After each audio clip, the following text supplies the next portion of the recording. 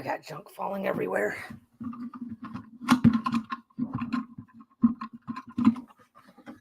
Okay. Ooh, we're getting there. We're getting there. It's just me right now anyway, at least as far as I can tell. I am literally just hanging out. I've got some sewing to do. It is all top stitching today.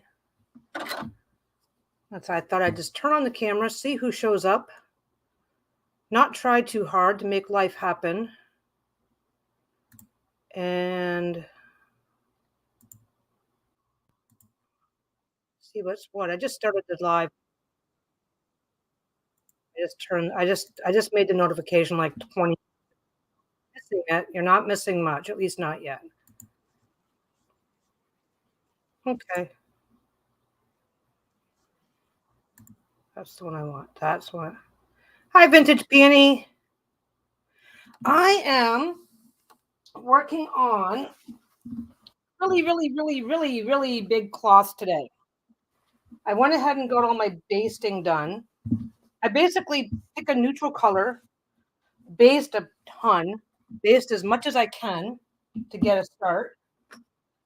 And then I could spend a day. Oh, hi, Tammy. Yeah, I'm doing fine. I'm doing good. Yeah, I'm just literally hanging out today. I got into this camera, the one that's pointing at the machine. I got into settings for that camera with a little bit of luck. A little bit of luck.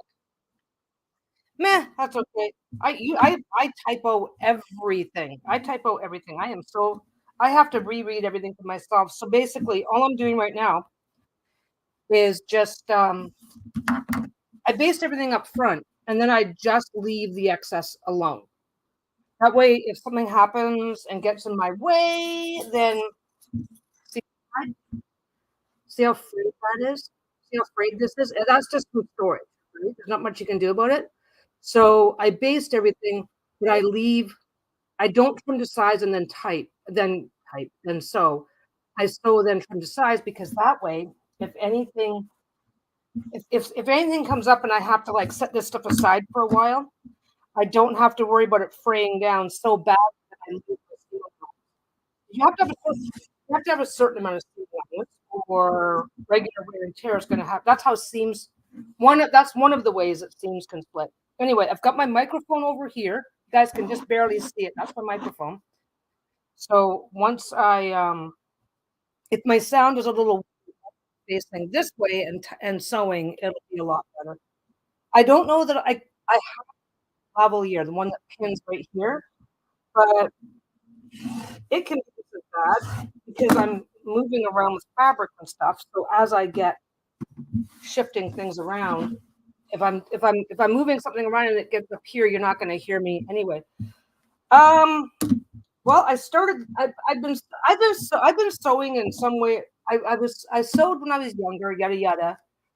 And then it's the typical off and on as things needed mending. I didn't start doing anything serious until 2018. Started making stuff for Lisa, and then this happened. So yeah, I am just taking my. I'm just instead of cutting the shape and then doing whatever I measure, I sew along the dotted line, and then I cut my seam allowances later. I'm not switching the camera. Oh, chubby. Oh my God, no. Don't worry about the typing. My God, look at me. I got fine little lady fingers. Damn. I have to stop. Well, I mean, I do know how to spell, but my God, I typo constantly. It's horrible. I just decided I don't give a shit anymore. We live in a they don't even teach typing anymore. So it's like if they're not gonna provide a class for it, then I don't have to do good at it. It's fine. But I started the shop in 8, so that's what I started on. But some of my wider pieces I save. My God, I've got a pile back there.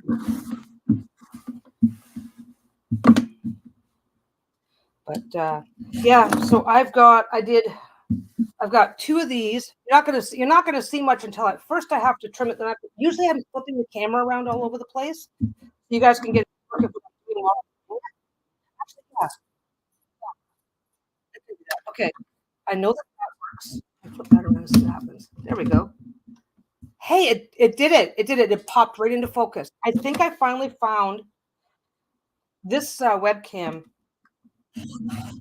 is not. It's plug and play. It's a plug and play webcam, but it also has background settings that you can set up. And I found a couple of settings that I fiddled with, and I started getting better results already. So we'll see. Last few times I went live. Thank God this stuff. Well, when I'm doing sewing stuff, I guess it matters. But like when I was just chatting on Friday, the camera was just pointed at my face, and if it was a little fuzzy, it looked like a change. So anyway, I just did I do that wrong? No, I didn't do anything wrong. Usually when I get to where I'm going to be turning, I make sure it's a little bit bigger, and I didn't even spot it.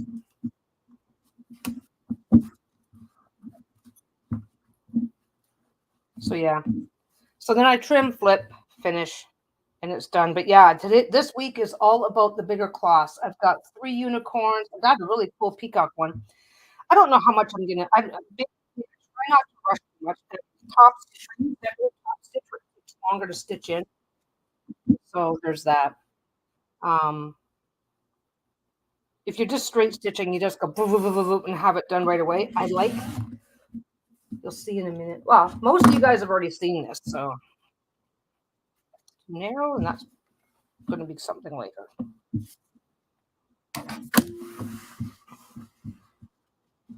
Okay, come on.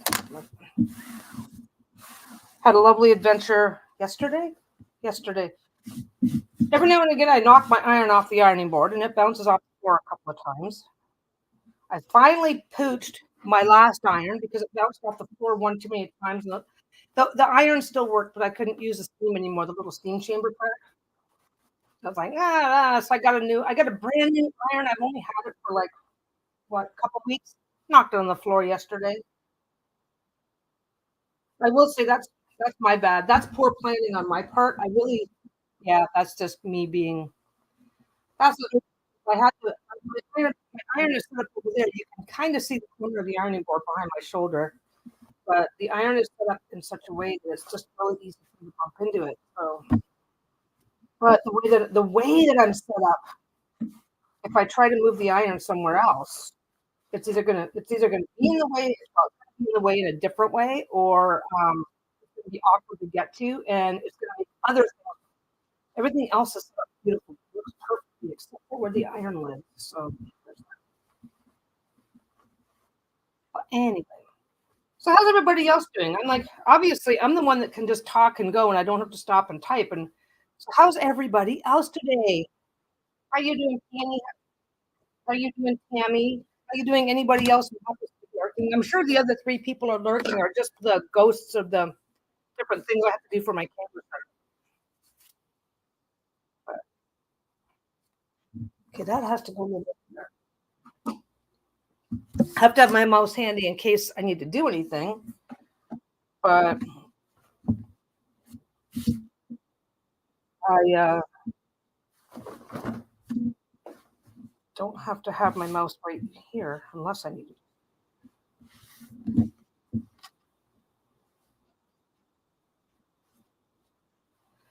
Yeah, everybody likes to come in. Everybody likes to come in and just hang out, listen to me babble about shit while they work on their own. This seems to be a lovely little craft together. That's what it's kind of turned into, a craft together section. I babble about whatever topic comes to mind, and then everybody else kind of does their thing, hangs out. I'm just trying to make this a turn hole. Just start right over top of the turn hole to make that way it's sewn down first. And if I have any problems, I can deal with it immediately instead of getting a nice freaking surprise later on. Oh, working from home. Yeah. Yeah, it's good shit. It's always good shit when I'm babbling about shit. Always good shit. And I don't know if any what you cannot top stitch with a walking foot on because they do not like to do the backwards and forwards thing properly. I forgot to change my foot. I like to, when I'm doing the bigger cloths, I like to do my basting. I like to grab a bunch. Usually what I'll do if I'm doing smaller cloths, I do the same thing where I arrange by colors, right? So I can put on this color and that color. When I'm doing smaller cloths, that's fun. But when I do the bigger cloths, I base up a bunch in a neutral color because then I can just put my walking foot on and just go, go, go. And then it's just one step to switch it all out. But yeah, I just use a neutral color. When I'm doing the larger cloths, I just use a neutral color for all the basting and then I'm ready to come back with it. But anyway. And I do like electronic machines. You don't have a lot of. No. Oh, I gotta test. I gotta do some stitch testing. These large cloths take a really long time, so I want to make sure that I'm happy with the stitches I'm trying. Oh, of course, doesn't matter. I can't do the thing. Yeah, you learn whatever you see me doing. Do something different.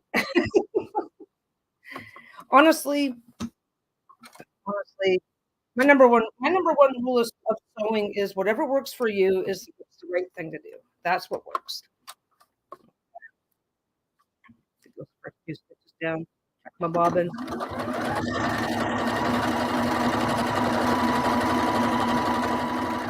Yeah, straight stitching is a lot easier. But yeah, this is a really nice. It's got butterflies. Oh, I gotta turn the camera back. Now, if I've done this right, stay, it'll stay focused. Look at that. The light is still going to create that big shiny spot. That's a lighting issue. I can see really well. I can see really well, but I'm afraid if I it looks like a glare to you guys. Um, yeah, I used to go when my kids were little because I didn't find all my mistakes. I knitted when the kids were little. I made a lot of like made blankets and stuff, but no, except for basic mending, I never really got. And I failed. I failed sewing. They used to. I don't know if they still teach home ec in school, but we used to do home ec. 6 months. The first half of the year was cooking. Aced that every time. Second half of the year was sewing. Failed that every time. Failed sewing because, of course, we're like, here's all this shit. Do it. So sewing back then. When I was taking sewing as a kid, though, most kids, their parents, they had a, most kids, their mother at home had at least some basic sewing skills. My mom knew how to sew, but she didn't have a sewing machine. But she, my mom was lazy. Let's just call a spade a spade. My mom was lazy, so there was no help there. So you've got all these kids turning in really cool projects because moms helped them, and mom, aunt, older sister, whatever helped them through it. And then it's like, well, it's your project. You have to do it yourself. It's like, okay, here's my F. I had to make a Levi Max skirt. We had to make a we were just told go get a pattern, bring it in, and make. We were given fuck all for it. When we home ec in like grade 7 and 8, I guess was here's a sewing machine, here's how you thread it, and there was very little. Home ec in grade 7 and 8 had very little focus on sewing. Like I'm turning 60, so that's the generation I'm from where there was the assumption that you were already learning some of it at home. I always did really well at cooking, so I learned some of that at home, and I really like cooking. So yeah, and sewing. I tell everybody the story because people go, this looks so hard, and it's so this and it's so that, and it's not. It can be. It's not for everybody. Just like skydiving isn't for me, right? Like jump out of what's harder than jumping out of an airplane, count to whatever you're supposed to count to, and then pull forward and try not to die when you hit, right? I remember someone, yeah, I had to take a Levi. Okay, I thought Levi Max was like, I thought you were using Levi Max as one like word, like brand, the way we have brands now. A Levi maxi skirt. I remember those things.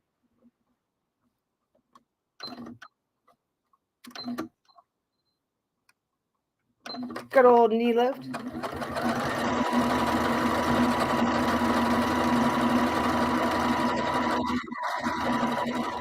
I refuse to give up on doing my decorative stitching around the outside edges. So yeah, exactly.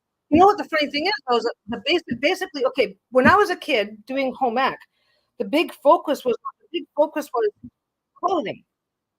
You don't learn how to make bags and everything else like okay, like you learn how to do a proper seam so that you can make a shirt, blah blah blah, right? Um, so I'm pretty sure that okay, clothing and what I'm doing, clothing basically this is all quilting cotton, right? But pardon me, when you're I just had lunch and it's a smaller pop. I got shit last time I showed up here with a pop. They went, "That's a big ass pop, Peggy. You shouldn't." I made the mistake of admitting that I'm not really supposed to be having caffeine. That's a big ass pop for something you can't have caffeine. But thank you guys. But yeah, so basically, home ec when I was a kid was like learning how to learning how to work with the types of clothing. Every type of material has its kind of different requirements. Like, I mean, if I so say I want to sew a T-shirt, right? There's literally a jersey needle for sewing that type of cotton so that you don't wreck the material. Um, so I think that's where the thing came from. I had look at me. I go to the store. This shirt fits. Let's buy 6 of them, all in black. I've got like 8 of these, right? I mean, my God, there's people that probably think I don't change my clothes because I just put on a different when it gets hot in this corner, so I'm always wearing a tank top back here most of the time. But yeah, like I mean, I have no interest in making clothes.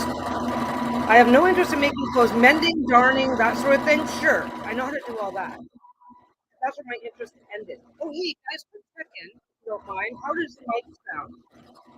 Um, I had a little bit of trouble at the last video, but I've had a little bit of trouble lately. And I don't know if it's just that I'm being lazy about where I put the mic or if it's something else. So, but yeah, making clothes, no, that's not gonna. I mean, I suppose I could now. I've got now that I do this every day, all day.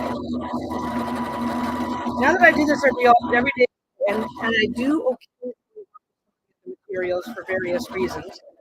I could probably muddle through for that, but nobody, they're not going to spend 6 months teaching you to. They're not going to put the time and energy. Also, don't forget, no internet back then, so they're not going to put their time and energy into teaching a kid how to sew something that when they're sewing for themselves, they may only ever need one. So that's how that works. But I don't care. I don't care. I have always been able to sew good enough for whatever it is that I needed to be doing that. That's all I do. But now I found my niche. I found the thing that works for me. I will say, if you have issues, I should. You know what? I gotta do this one day. I gotta get up. I've got some batik is a particular kind of cotton. It's still 100% cotton, um, but it's less stretchy than regular cotton, and I know it's becoming incredibly popular for quilting. People are really getting into using batik for quilting. I never think to get out in my batik. It does feel different. So, but I got an amazing deal. I got an amazing deal the one time on some batiks. I bought a bunch of it. Um, so I'm really happy with it that way. But now it just kind of lives in the back as part of my stash. I pulled the one cloth out of, I pulled the one thing out of my stash. Didn't realize it had been sitting there for over a year. I think this has been sitting there for almost as long too.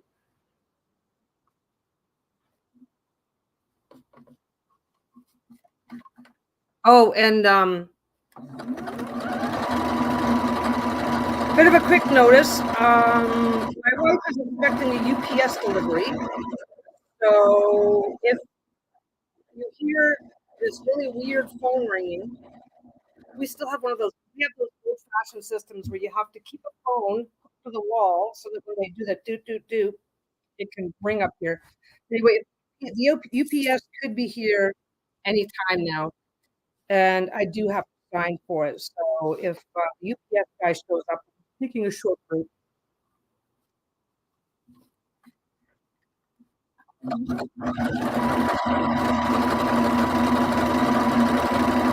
Yeah, this is it today. I really need the company.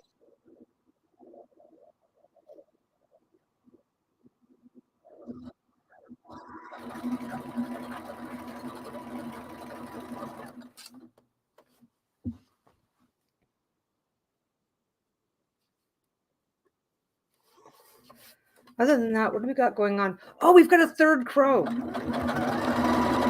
I don't know if you got any. Well, I know. I'm pretty sure Tammy. I don't know if you've seen the crow camp, Annie, but I've got every now and again I'll my crows because I'm a weirdo like that, and every now and again I'll get out there and try and film them. And we just realized recently that we have a third crow, and it's probably Norm. We named our crows Norman and Norman because they're a mated pair. The third crow that we're seeing is probably one of their offspring from last year. It took us a really long time to realize it. It took us a really long time to realize we were seeing a third crow. And even then, I couldn't be sure until one day I saw all three of them, two of them in the balcony here and one in the tree. Like, oh, we do have a third crow. It's very difficult to tell him apart from Norman, his daddy. Um, I don't know what we're going to name him. We need to come up with a name for him. But yeah, we realize that as far as we know, there's only three. There may be a fourth. It is entirely possible that this one is back in the area because he's now got a mate. I don't know. But yeah, so I wake up every day to him. I've actually had some really no, just dreams, just dreams. We talked about that. Sometimes a dream is just a dream. Had some really freaky dreams because he will actually get out there when it's him. I figured it out. When it's him, he'll start cawing at me. I'm minding my own business. I'm like, ah, I wake up, I go outside, and he's like this, trying to look at the balcony. You can see into the kitchen from the balcony. So he's just sitting up there at a really good vantage point, waiting for proof that I'm awake, see me come in to make my coffee, and then he just starts, he'll start staring and doing the posture. It's not posturing. They want if a bird, because their eyes are slightly pointed outward, if they want to really focus on something, they have to turn their head and focus just one eye at a time. So that's what he's doing, and he's just so far he looks like he's just a character. I don't know how I'm going to do crow cam though, because they're getting because there's a third crow here. They're getting a little competitive. So I put out a couple. I put out a couple of hot dogs every day, and I try to vary the time because I'm not just giving it just to Norman, or just to the new guy. But now they're really like almost. I don't know. Hectic is the right word. They're really like get in, get out. They don't hang. They still do hang around occasionally, but they're not. They don't take their time. They don't take their time at the food dish anymore. They're in more of a rush to get it and get out so that the other guy doesn't get it. Because crows are competitive. They are food competitive, just like any wild animal. So I'm either going to have to start spacing out the food, but I'm not. I'm definitely going to. Definitely going to try and get some more crow cam. But I'm debating on how to do that because it might just it's I can do crow cam for short videos. Pardon me. I've had a couple of crow cam videos where they were coming back for a good half, 3/4 of an hour. And even then, though, once I turn out the dead space, where they're not really, where they come in, they get a bunch of stuff, they wander off, wander back. Even then, once I trim those down, they're usually only about 20-minute videos. But, we'll see how that works. Anyway.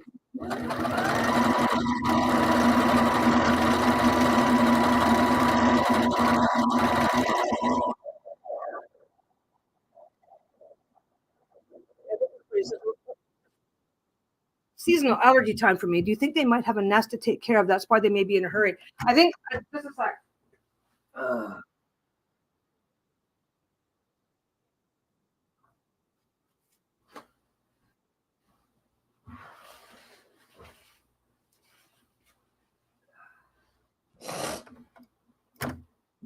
There you go. Hey, Blue. They might have. Okay, basically, crows do several things. If they have a nest to take care of, then yes, they will be in. I don't think Norman and Norman have a nest yet because they're showing up together. New guy, he might have a nest and might be feeding because they will feed the whoever's foraging will come back and feed to the mate. But what crows do is they cache food. So they, if they have what they feel is a relatively safe, secure hiding spot, then when they find food, they'll take it back to the hiding spot and then they'll just chill and spend the afternoon eating it all up or whatever. They can have they'll store it kind of like squirrels, right? My sound goes in and out. How is it going in and out? Is it going out while I'm sewing? Because it could be that it could be that the machine is kind of overpowering my voice. I can I can move the camera. I mean, I can move the mic. I got the wrong one. No, they're right. Is it back out again? Is it going back out now? There's a lag between me talking and you guys being able to hear it. So now you can hear me. You can hear me. You can hear me when the machine is running and can't hear me when it's not. I wonder if that's a really old microphone.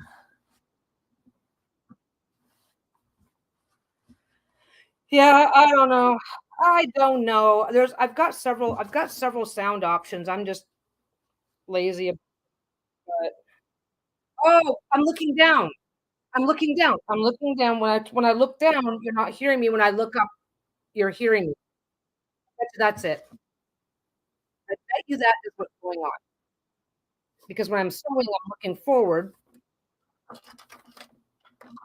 I bet you that's what's doing it. The unfortunate problem is that the other microphone I've got several microphones that do several different things, but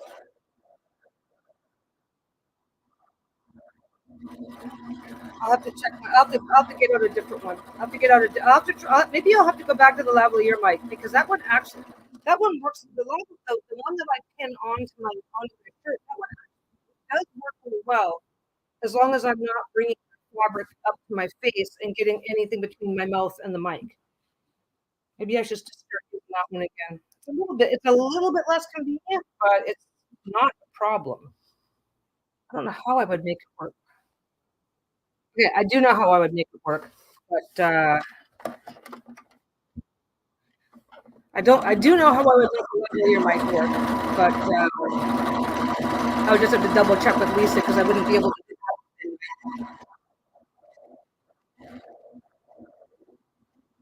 That's okay.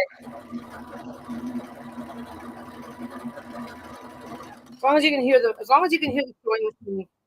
I swear to God, if I need to make a video one day where that's all I do. I just sew something like this, film the sound, actually not talk for a change. Because I know there's several people that have said I could just listen to the sewing all day. Oh, good. Scared myself. I thought I had a bit of a flaw in the fabric, but it's a really, really, really tiny piece of thread.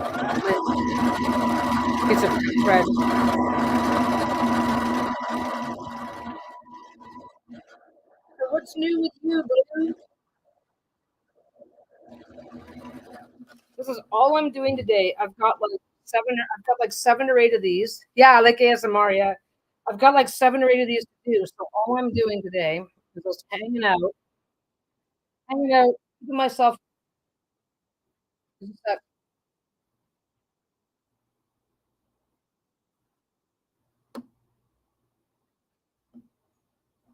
Okay, sorry.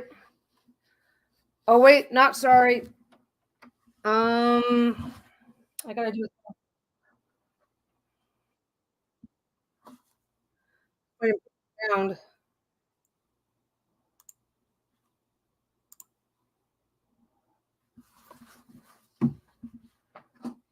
That might improve the sound. I realized I had sound. I had the sound on the one. I've got to have 2 or 3 different windows open to the same thing because to run 2 cameras, I have to have 2 windows open. I had the sound on the one, and it was playing through, and I just realized I could hear something weird, and it was coming through my headphones. So that might have been affecting some. That might have been having some effect. I don't know, but it's not. You can get all kinds of feedback and weird shit.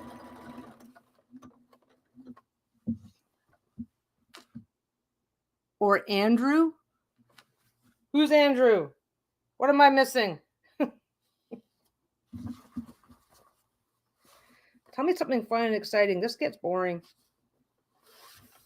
This is actually the easy part, but this is all I'm going to be doing for probably today and tomorrow. Spent the weekend getting it all ironed. That's okay. That's okay. Everybody's got Peony has typing problems today too. We can all learn to read Taiwanese together. It'll be fine.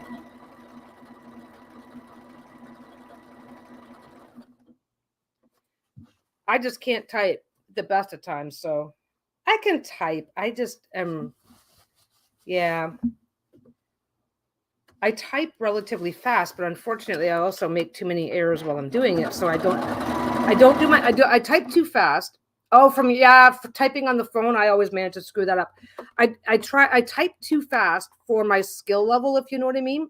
But if I slow down for accuracy, then it's like, then you get that like, oh my God, I am just so bored of hitting all these buttons.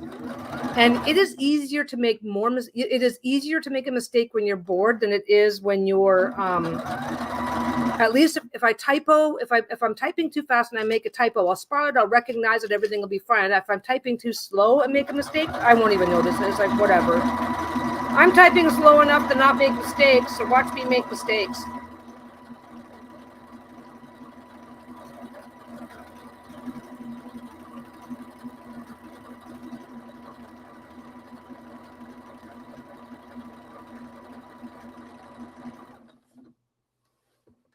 Make sure that's right. Yeah, I forget how to spell. Or you spell the same word too many times and you start going, is that right? Is it, and am I using it? Am I using it in the right context? Am I doing this? And if I'm doing that, and it's like, you just you start second guessing everything that you're doing. Oh, I don't have it, but yes, I do. I have the teeniest little bit of thread that I want to get off there. There it goes. I don't like using these because they're so pointy that if you get even a little bit careless, you can just end up shoving them right through your fabric. I prefer this is a little bit more blunt. It doesn't it's not necessarily looking like it in here. Is it gonna look like it in there? Yeah, it doesn't necessarily look like it, but it's a little bit blunter, so I'm way less likely to like stab it all the way through my fabric or cut things at the wrong angle.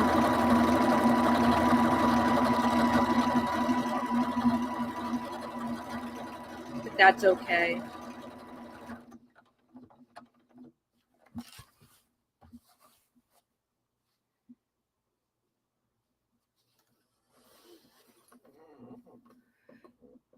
Hey, Bohemian girl.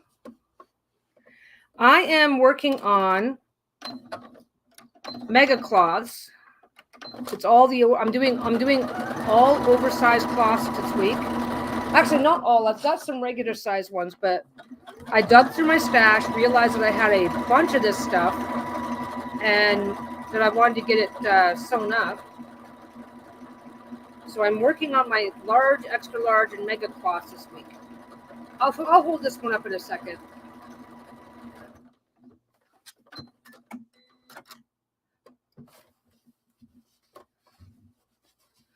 Yeah, voice to text.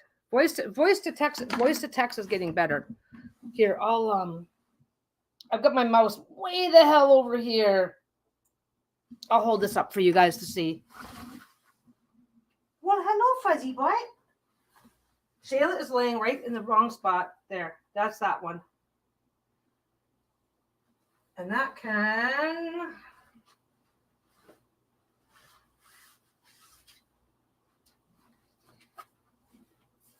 Oh, now you're mad at me, huh? That's... I am a Sagittarius. I am a Sagittarius, December 14th, 1964. No idea what my sun sign was. Born about 3 o'clock in the morning. Okay. So I got another one. I've got another one that's identical. So that's the next one I'm doing. I've got one. I don't know if you guys are going to see much. This is the inside out version. This is obviously the inside out version. I've got that guy. He's huge.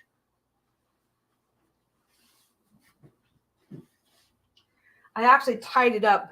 You're definitely not going to see that. I think that was on another video. That's a unicorn. I got 3 of those.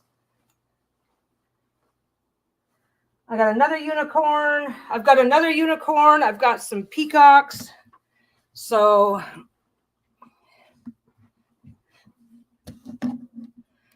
I love that on the butterflies. Yeah, the butterflies one is gorgeous.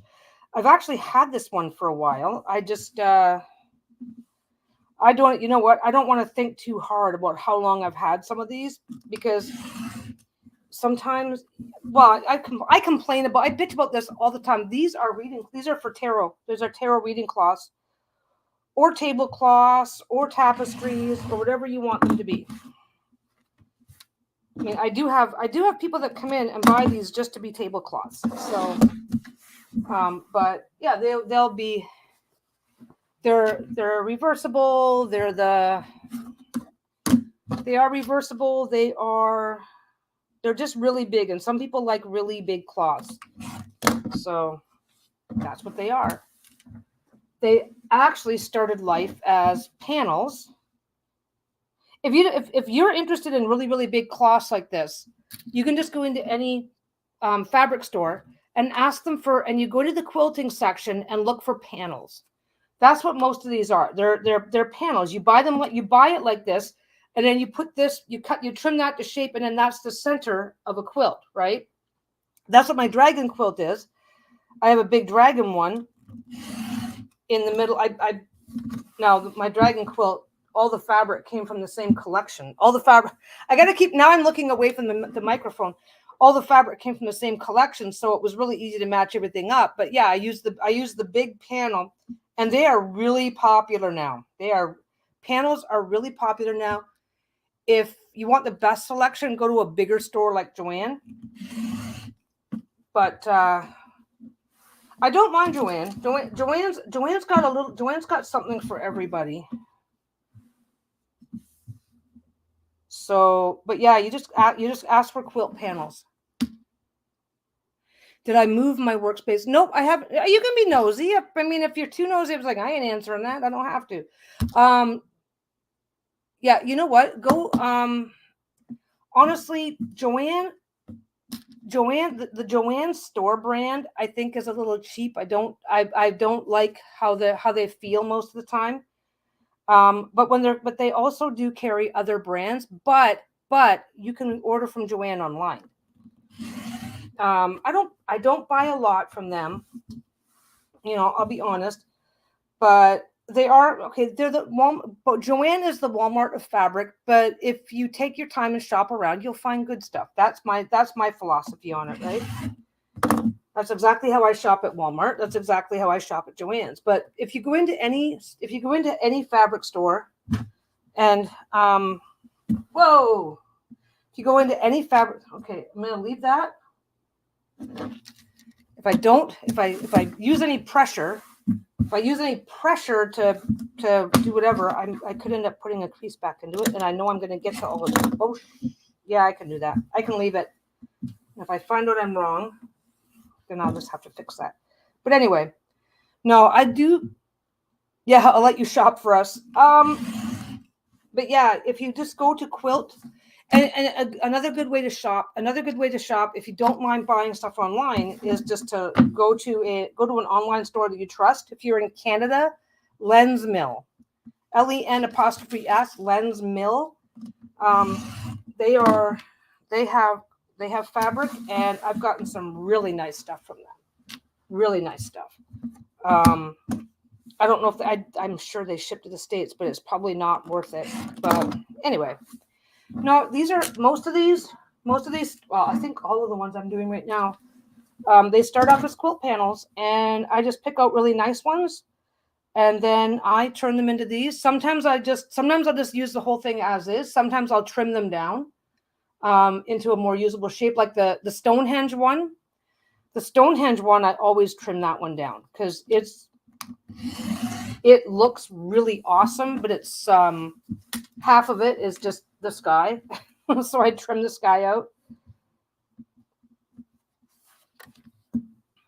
I'm lining up my ruler with the 1/4 inch line on the stitch line, but this is a very good match of thread, so it's hard to see. Yeah, you just go in, you get a panel, you decide what you do or don't like about the panel, if there's a decision to be made, and then you just measuring these things is a pain in the ass. Like, I mean, the peacock one, that one there, I was the elephant one that I'm going to be doing. I'll probably do the elephant one next. Now that everything's flipped over and fallen on itself, I had to use like 4 different rulers just to make sure I was lining everything up properly. But just use anything that you can wash off, like whatever chalk line. I don't know, but that one's wide enough. I'll go there. There, more scrap because I love my scrap. The problem with panels is they can get really expensive. Sometimes panels can go for like $30 each, stuff like that. Where I'm in Canada, this is Canadian prices. Depends on the panel. It depends on the availability. It depends on the seller. Yada yada yada. But yeah, I'm gonna flip this back around. Oh. My mouse is way over here. Because unless I need it, there's no reason for me to put it here. Well, anyway. I don't know how you can cut. You know what? Because I've made 9,000 of these. Okay, not these, but I've done a lot of the. This is. It's like any job. Like, you know, when you're at work, you can like finish off the last few words of a. You know, you can type out the last few words of a thing. You can finish the last. You know, you can. It's pretty easy to do when it's your job. You just get used to it, right? That's kind of the when I'm doing other projects, like when I did that book cover, right? That was 2.5 hour live stream because I double and triple checked everything. But I've done a few hundred of these by now. So yeah. It's not skill, it's just practice. Way too much practice. Anyway. I always tell everybody that if you're not confident in getting that, you got to close where that hole is, and if you're not confident, take it over to your iron, and just flatten it out, just iron it into place before you do anything. I am just too lazy to get up and go turn the iron on, so that's a thing. But yeah, think of anything that you do that you cut. Think of anything that you do so often that certain steps you can just do in your sleep, and it's the same thing. Because God knows when I first started, it was like, don't bother me, I'm cutting fabric.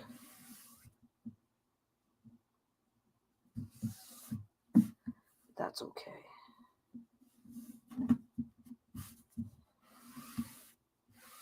By the way, if you have hand issues, which I don't want to say I have hand issues, but once I get everything lined up, They always say finger press, which is what you're supposed to do, but I find that it's easier on my hands if I do that.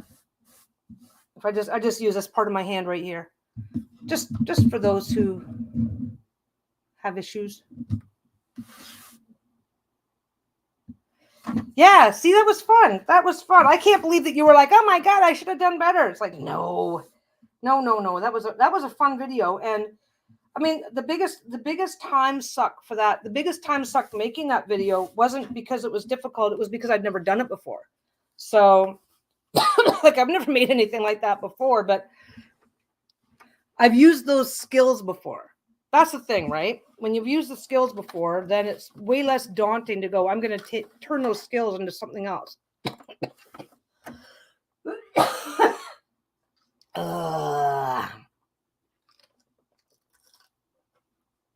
I like doing videos like that too, because a lot of video, you come online, and I'm not complaining. I am not complaining. I'm just observing. But you come on and you see like one of my favorite actually Debbie Shore. If you ever get a chance to see any of her videos, everybody does instructions a little bit differently. So I'm not saying that she's better than anybody else, but I understand her better, if that makes sense. But I mean, a lot of the people that are coming on doing the instructionals, which I love my instructionals. Yeah, it turned out really nice. I love my instructionals, but I like to see the warts and all process, because when I don't want to say it's too perfect, and I don't want to say it's a problem, but I like learning how I like seeing the process. I like seeing the process of sorting shit out. I like seeing what happens if you make a mistake, what happens if you have to do this and that. And I like that, because I think I do a good job of learning from other people's mistakes. So I like to see when, oh, this happened, now I have to fix this. Oh, now I know how to fix it, right? I love that. And that's why I realized I realized I'm having more fun. It's more social for me, but it's more fun to do videos like that, because then the little things that I have to change, alter, fix, adjust, I'm learning something, and possibly, everybody's having a good time hanging out, and maybe, just maybe, I like people to see that it's not all perfect all the time. Because I've gotten way too many comments. Yeah, same. I learned from watching other people's errors. I was going to say this before you did, exactly. And it's not like you want somebody, you don't want somebody else to screw up, but I've gotten way too many comments of, oh, I could never do that. And it's like, do you have any idea how many just simple drawstring bags? Do you have any idea how many I had to throw away because I fucked them up? I fucked them up and there was just no fixing it. And it's easy to say it. And then it's even better if it happens on a live stream and you get to fix it and people go, oh, you've been doing this for, I've done way too many of these things and I still fuck them up once. Oh shit. Nope, that one's going to be fine. I always double check my bobbin, because if the bobbin's about ready to, if I'm doing a giant cloth like this, and this isn't even the biggest one I'll be doing, if I'm doing a bigger cloth like this and I'm about to run out of my bobbin, I'll sacrifice the thread, because just like that one reading cloth I did a giveaway on, sometimes when the thread runs out, it can snag up and do all sorts of fucked up things. And it's just, I'd rather throw away 20 cents worth of thread than ruin a product that I'm hoping to make more than 20 cents on. But no, I have a feeling that I'm probably, the live streams are easier to do, easier to set up.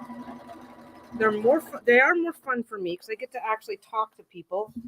I don't mind. I mean, I like making content. I don't have a problem with that, but this is a lot more fun and fulfilling for me.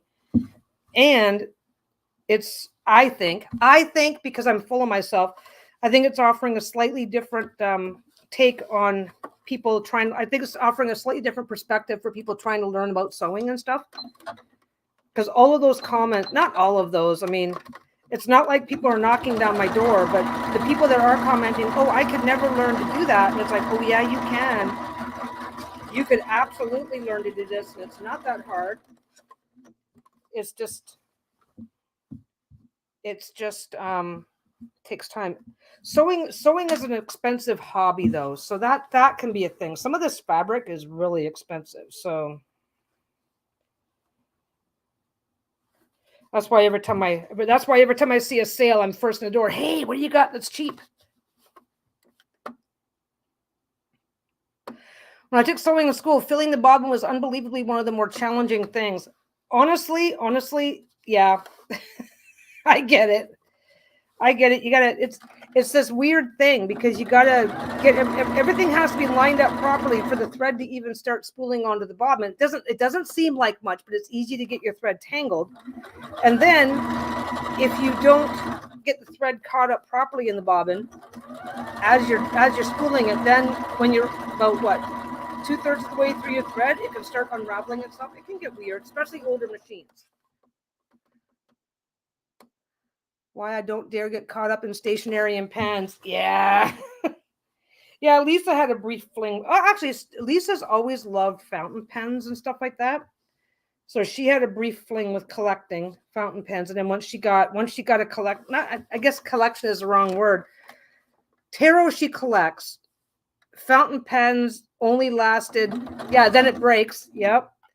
Fountain pens only lasted until she had a nice little selection that she could work with, and then she kind of stopped. I think now the only time she buys a fountain pen is if she wears out one of the ones that she has. Yeah, and then it breaks. Honestly, back in the day, the thread wasn't as good. The machines were not as good. The entire process was different. You had those metal bobbins, and I'm trying to remember. The machine that we had was like super old, and I believe you had to start your bobbin and get the first 4 or 5 winds on by hand before you could even do anything with it. Now it's pretty easy. I found a couple of tricks that really work.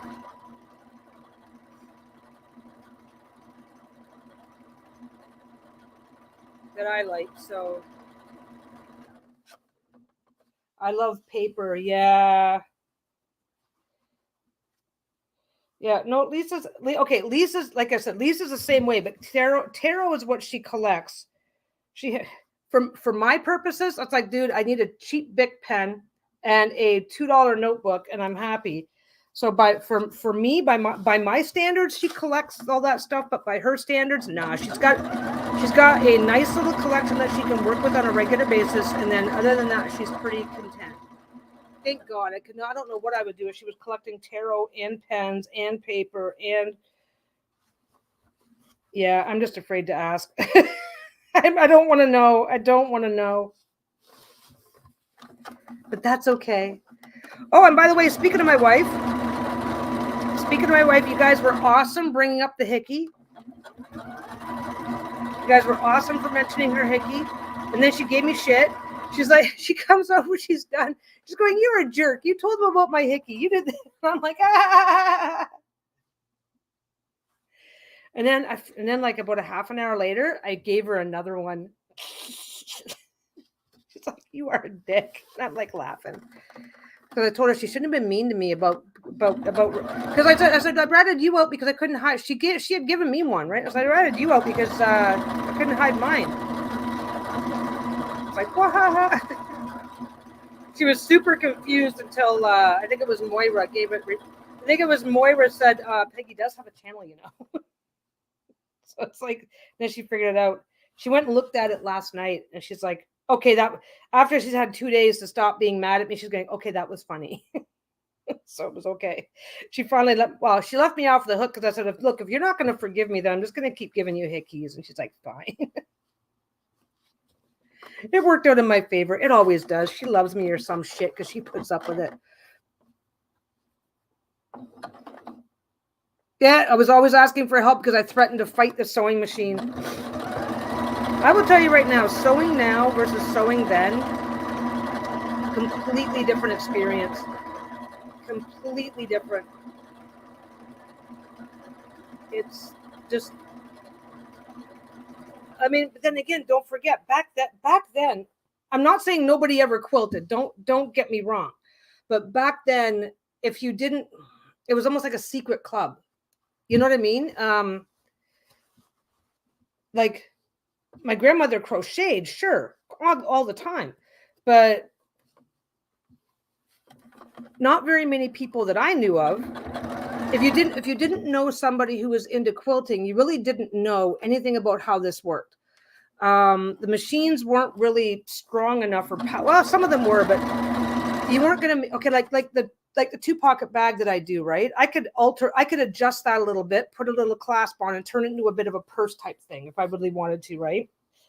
So it's like, but people didn't make that. People didn't make that stuff out of their own homes, or if they did, they would make one. You didn't go to the, you didn't. So yeah, so you couldn't, you just didn't.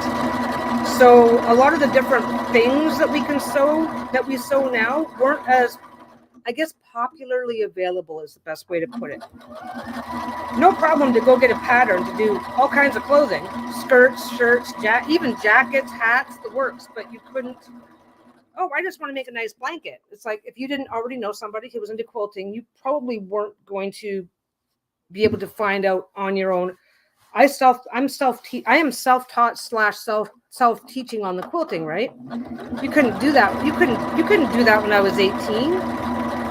I used to watch my grandma use the sewing machine where you turn the wheel or something to get it working. The machine scares me. The machine itself, I mean, this is where I need to come in one day and get a really good, maybe cover, because if I cover where's the lights? There's more than one light. I cover the lights. Nope. Where's the other? This thing's got like 400. Okay, there it is. I wonder if you can just pop the light out. The machine itself is just a machine. Yeah, quilting was a big deal, but it was almost like, I don't want to say it was a clique. It wasn't a clique, but quilting was a big deal. But it was also,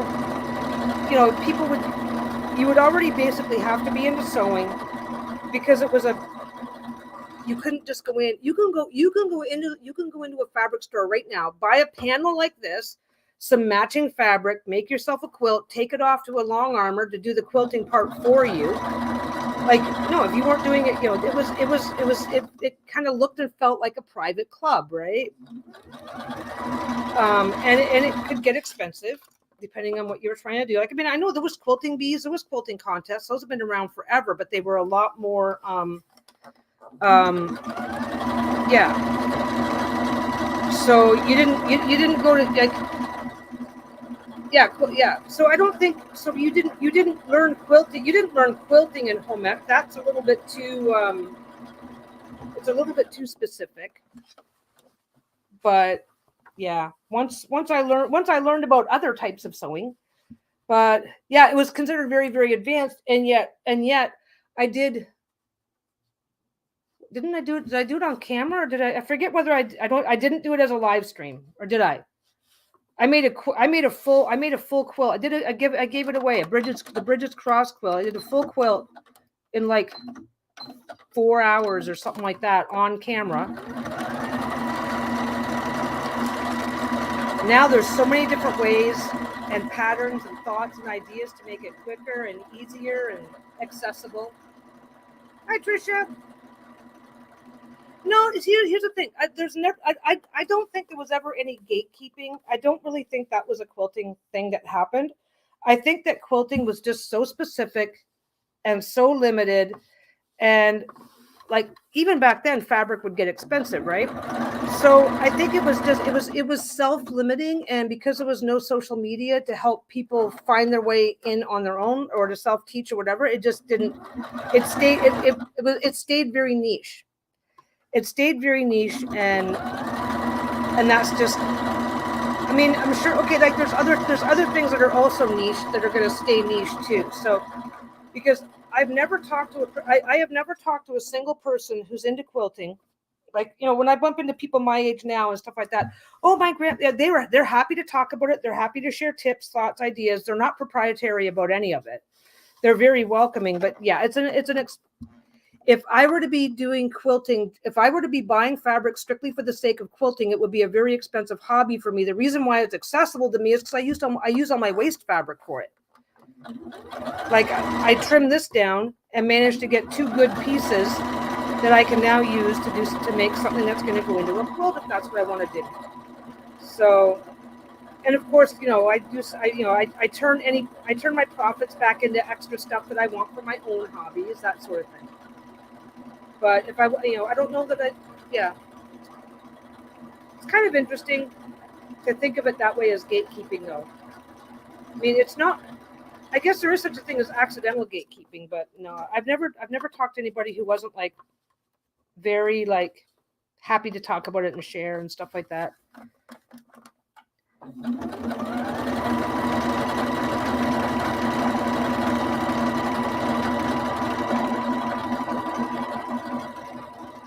Yeah, quilting works out well. Like I said, quilting works out well for me because I can. Quilting works out well for me because I can basically make it a zero. Well, it's even not zero cost. You need fabric for your backing, which I can still do that from mostly scrap if I really wanted to. And you need your batting. But yeah, it changes things. You know what? I mean, even like other hobbies and stuff are the same way. But yeah, since I'm already doing this as my job, I just redirect the things I do. I redirect the stuff that other people would be throwing away. I just try to redirect as much of it as I can into a quilting stash. But I got to get back to quilting too. I still have to work on Lisa's.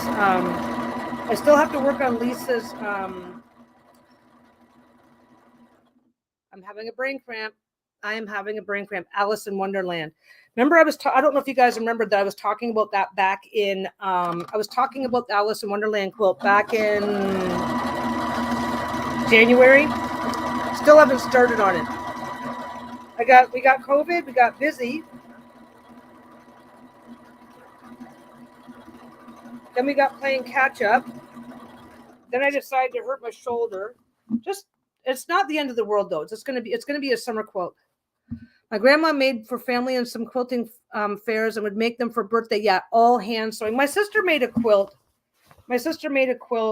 For something way back in the day. And yeah, it was all she sewed the piece. She just basically sewed the 3 layers together, flipped the whole thing inside out, and then sat there for hours filling in the quilt design. In a lot of ways, hand quilting like that, if you've got the time for it, can be like, if you've got the time for it, but not a lot of space, that kind of hand quilting can actually be more accessible to people. And I found a batting, that I used for the book. That stuff was actually pretty cheap. It's cheaper than the batting. It's cheaper than the cotton batting. Well, it's a cheap polyester batting. It's way cheap. It's way cheaper to buy. It costs a lot less than the batting that I use. But yeah, I've got so many quilt ideas, and I just got to get to them. But yeah, I don't know what I did to my shoulder. Probably just sleeping on it. Well, you know what? I can do all sorts of weird things. So gotta love being on the wrong side of 50. But when you're quilting with a machine, you got to be able to shove everything. Like, I mean, you're manhandling the entire thing. So you don't want to do that. If something already hurts, then the quilting part of your quilt is not something you should be taking on, at least not without help. So I'm feeling better now. It's that thing. It's like, oh, I'm turning 60 this year. This year I turned 60 in December. Once you hit a certain age, it feels like something. It's like, oh, what did you tweak this time? It's like, Jesus Christ.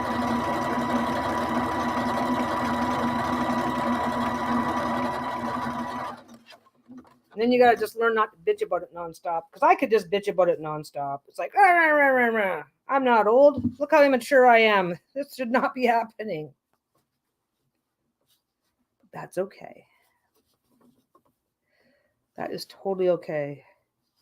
So what hobby are you guys working on? What thing?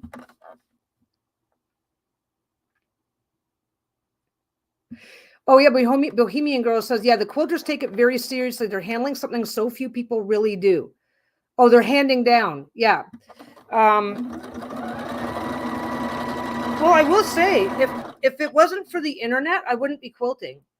Like, because I don't know anybody. I don't know anybody who quilts.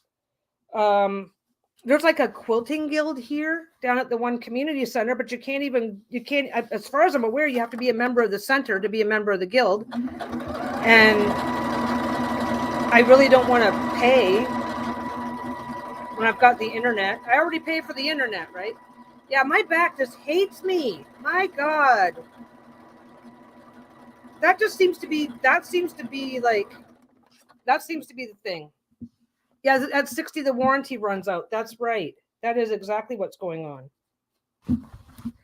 I don't mind. You know what? It's this catch-22 in life, because you know what happens?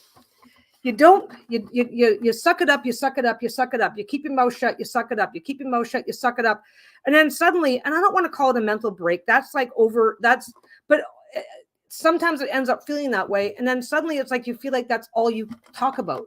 Because when you suppress something, it's like that whole thing. When you're on a diet, what's the first thing you want? A fucking cookie. Because you're so busy thinking about it that's all you can think about. So it's like you get so busy thinking about, I don't want to make this anybody's problem. I don't want to bitch about this. I don't want to do this. So you start self-policing yourself to the point where you just trigger yourself into that's all you're thinking about. And then suddenly it's all you're talking about. And I don't want that. I don't want to end up like that. Is that the right way? It's like, I don't mind admitting that I'm having a bitchy day because something hurts. So it's fine. And then I get it out of my system. I get back on track with the conversation and get on with my day. But I've been doing the chronic pain thing since I was 15. So I guess I definitely approach it a lot differently. Fabric is expensive. Fabric is hideously expensive. And yeah, my saving grace, because I'm doing this as a business, I can buy, I have opportunities to buy in bulk. So that helps. But I do what I can to keep my prices as low as I can, but there's a limit, and yeah, and prices are only going up. But yeah, fabric is expensive. I'm lucky our fabric shop has a scrap. Yeah, scrap bins are great. My supplier Fabricana carries a scrap bin, but most of the stuff in their scrap bin isn't quilting cotton, so it's like but that's okay. That's okay. I've only just started sewing and I keep messing up badly. It'd be such a waste of fabric. Yeah, exactly. Well, if you want some scrap to work with, let me see if I can do this without. All I need is a mailing address, and I can send you a pack of scrap. That'll just little bits and bobs and little bits and bobs and things like that, so that I can dive under the table. I don't really match things up, but I can, just give me a second. This is almost done and I want to finish it, and then I'll drop my email address into the chat.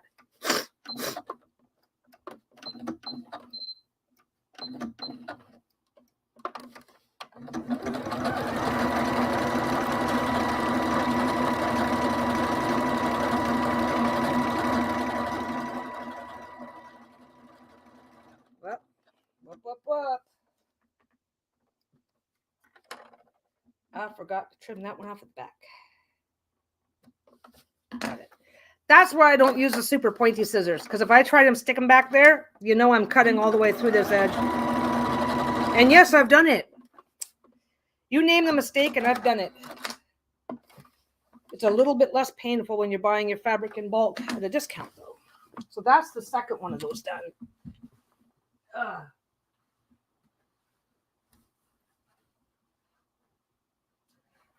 I'm going to take a nose blowing break. Be right back.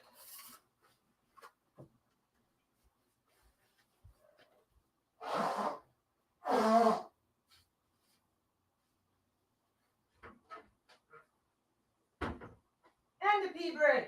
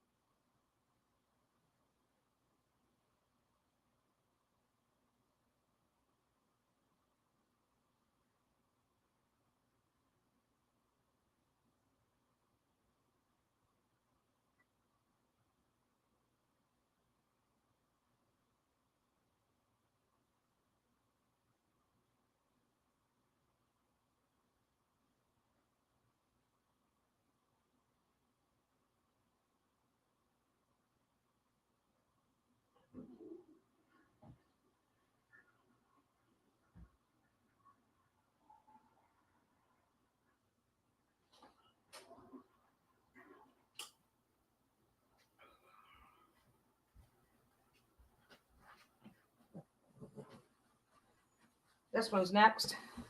Okay. And I'm going to pick up that stuff I tried to throw on the ground earlier. There we go. Whew. Hey, I feel better. You ever do the thing? Oh, yeah. You know what? I've never tried acupuncture for back pain. I have done chiro, though. Oh, I love chiropractic. When I'm having back pain is my best friend. Okay. We'll do that again. Oh, we'll do that again so I can reach. I said I was going to do this.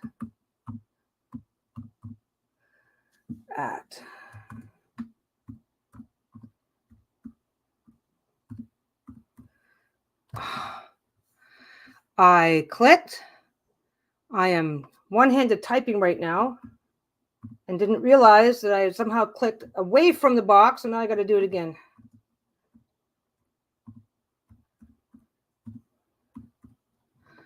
Let me see if I typed that right. That's my email address. And if anybody, not just Trisha, anybody, if you guys want any scrap fabric to work with, like I said, just some bigger pieces, lots and lots of strips and stuff like that. If that's something that you can use, even if you're just using it as like, oh, I need to do this thing and I want to try out a new stitch. So that's what I did wrong.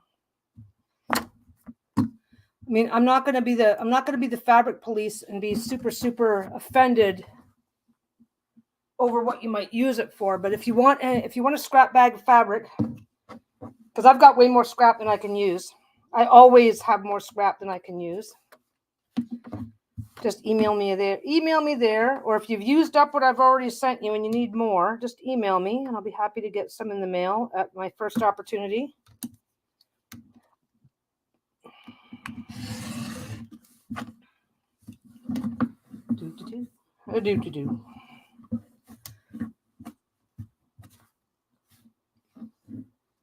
Yeah, I get seasonal allergies, but I have chronic sinusitis, so sometimes I can react.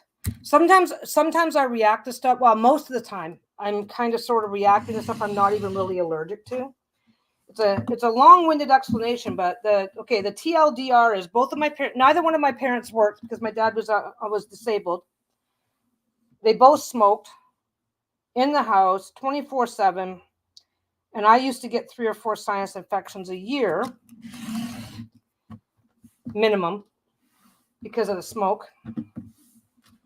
Starting, God, I don't know, not my whole life. Starting like the puberty shit, right? Anyway, so the ongoing sinus damage, the ongoing damage to having persistent infections all the time, has just messed things up to the point where, like I said, sometimes I react. Sometimes I just call it allergy season because it makes more sense than the long-winded explanation. Not everybody So even though I'm not necessarily allergic to very much, I might as well be, because just because if it's an irritant is an irritant, regardless of why it's irritating you. So yeah, that's my big problem. And unfortunately, acupuncture doesn't fix scar tissue. So, but I've got my own system, and I've got my own solutions and stuff like that. So I do okay. I got COVID in January, followed almost immediately by a sinus infection, and that was the first one I'd had in like 5. In the entire time that I've been together with Lisa, I think I've only ever had 3 sinus infections. So I'm doing okay. But yeah, if you have allergies, take them seriously. Don't fuck around. Got way too close of a mat. Oh, what, wrong direction. That's okay. Won't hurt nothing. It's called a turn tab, where you leave a wider spot. Some people make them really, really obvious. I like mine to be a little bit more smooth and flowing, and just because I can. It feels like the right thing for me. There we go.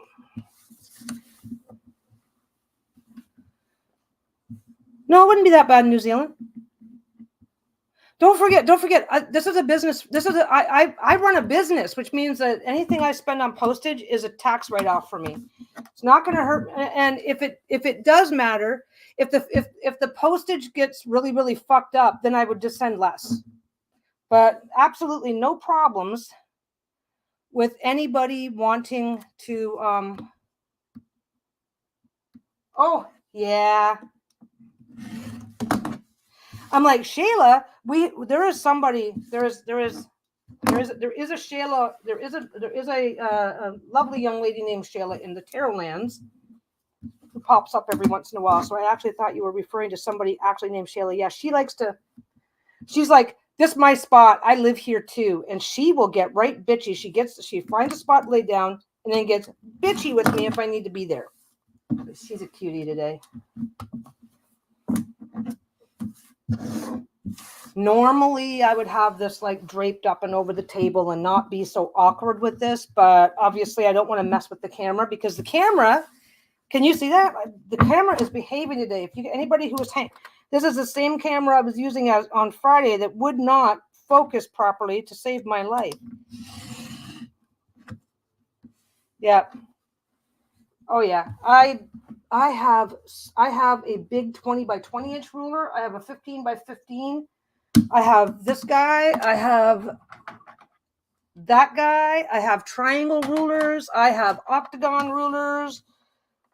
But yeah, this is a business for me. It's a business write-off. The worst case scenario is if I find out it's going to cost me $100 to mail something to you, then yeah, I'll just say, hey, I'm really sorry, but no, I've mailed to New Zealand before. It's affordable for me, so don't worry about it.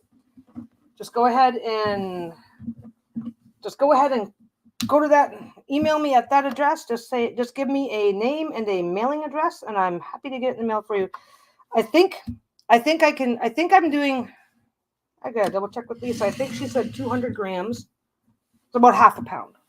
About half a pound of fabric. And I think that equals like a little over a yard and a half, something like that. If you're doing junk journaling or anything like that, where apparently junk journaling, they really, really like the narrower pieces, then just say so. Hey, I'm looking for really narrow pieces or whatever. I'm not going to spend hours to fulfill exactly what you want, but I will try to keep that in mind. But anyway, awkward table time.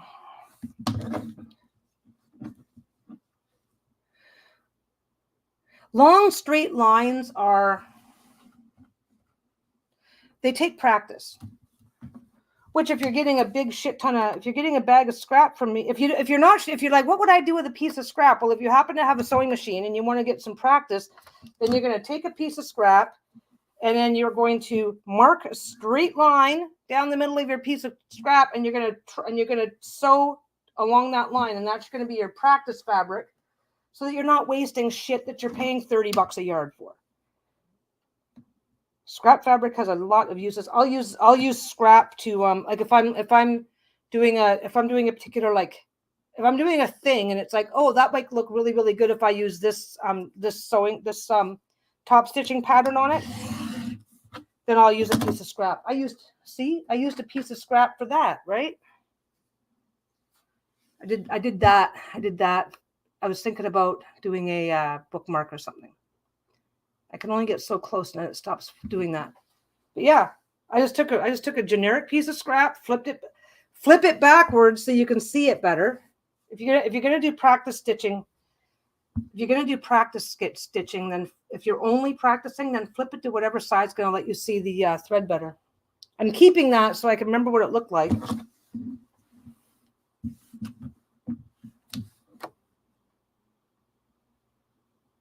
But yeah. No, you can do straight lines. Straight lines are fairly simple.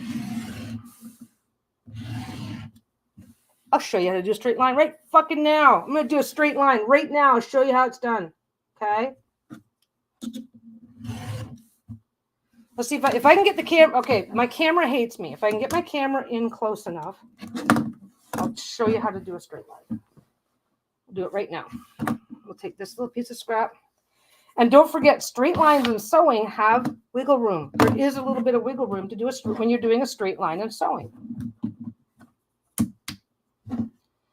I'm just going to take that and take that and make a straight line. Okay. Now, it's not straight across fabric because I didn't iron it and I don't give a shit, right?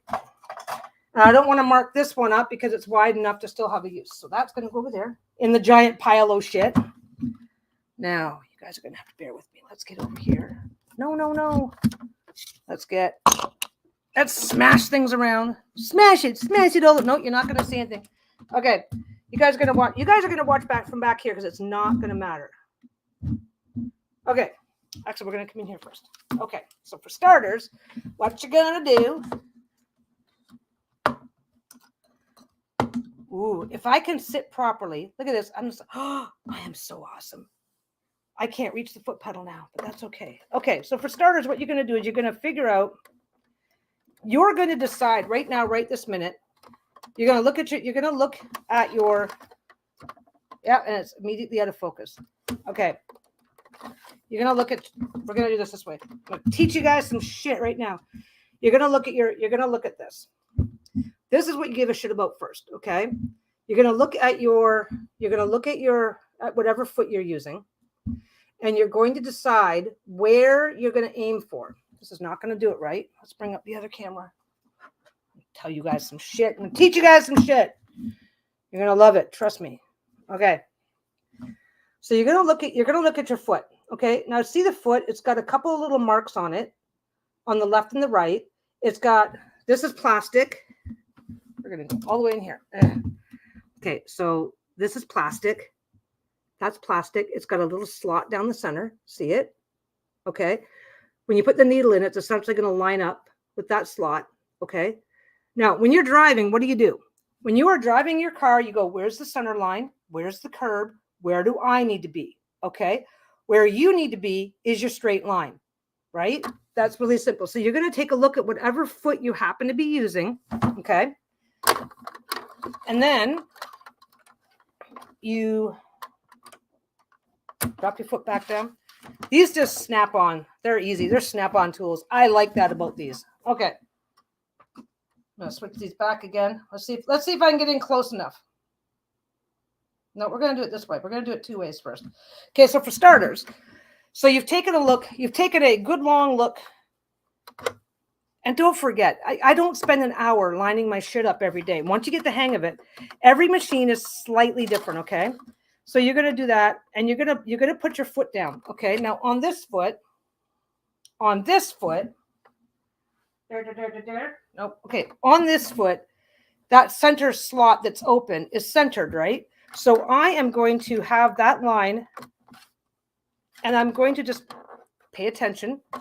I'm going to come all the way back out to here. I'm going to hold this up. I've got my hand here just for guiding. And I am just going to take my time, put it on a straight stitch. Don't do that, folks. And I am just watching to make sure I'm not watching the needle. I'm watching to make sure that the spot that I want my center to be, the spot that I'm guiding it towards. So I'm looking at the slot, and I know that like I said, this is the overthink thing that you do when you first get a machine, look at a machine. You do the same thing when you get a car, right? You do the same thing when you're riding a bicycle, anything that you need to be in control of. So I know that when I put my thing in, if I line up this line ever so slightly to the left, again, and line up this line is meeting on the left-hand side of that little slot, I'm starting way out here so I can see what's happening and what's coming. I am not, just because I can go faster, I'm not going faster, right? Now, if I need to shift anything, I can shift from back here, and it's way more subtle. If you're shifting from up here, it's actually a much bigger motion than a little subtle thing from back here. A subtle shift from back here is a lot easier to control, and I'm staying back a little bit.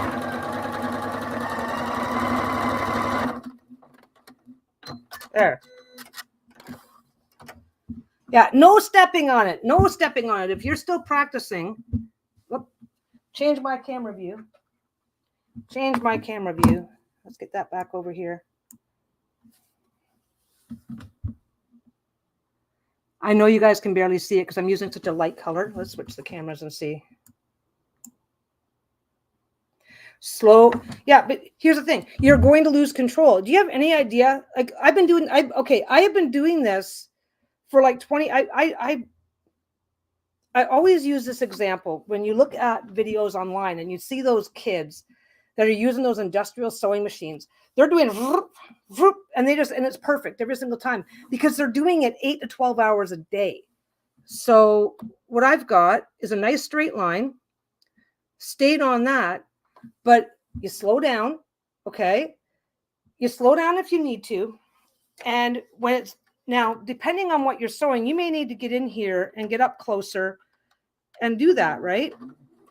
And that's fine. Get in closer. Get in closer if that's what you need to do. But if you are able to come back a little further and just, I'm pushing a tiny bit over here with this finger as needed. I'm adjusting a little bit as here as needed. But when you're driving a car, they don't tell you to watch the road 3 feet in front of your car. They say look to the distance, right? And they say to do that. And it's the same thing if you need to fold your fabric and get it in here. I just love telling off the internet. This is my problem. Okay, so if you've got a folded piece of fabric that you need to get in there, are we going to get in there good enough? If you've got a folded piece of fabric that you need to get in here, you're going to do the same thing. You're going to go, okay, so for this piece of fabric, I want this to line up. I'm going to make sure that this edge is lined up exactly with the outer edge of this foot or the inner edge. Don't forget, I held this up. You're not going to be able to get a good look because of the lighting and all this shit, right? But if I put this edge right along the outer edge of that foot, and then if you can't come back a little bit, just slow down. You can do it when I'm close like this, I'm going a lot slower. And if I'm back like this, and don't forget, use both hands. This hand here, if I put my finger here, to gently guide, then the fabric can't do that. And if it does, I can just pay attention, right?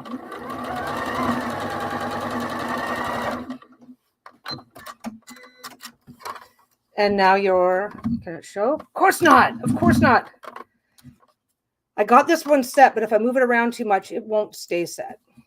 So then you have, and I know it's hard to see just because I'm using a lighter color right now, but you can see the lines of it going in. So that's not this big major. We're not talking about this big majors. I'll be right back. I gotta go dig out my mouse. There we go.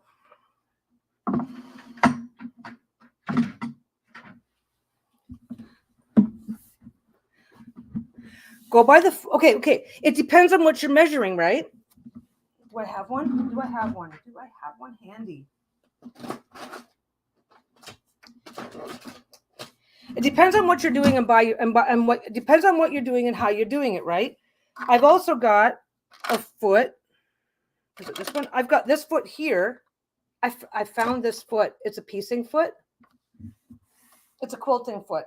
I didn't realize this is a foot that's specific for quilting, and this side here is exactly 1/4 of an inch. Yes, go by the lines. I'll tell you right now, most of these lines, I can't even read them. I can't even read these lines. If I was to try to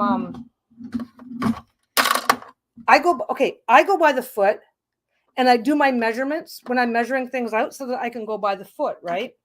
Like this foot here from the needle over is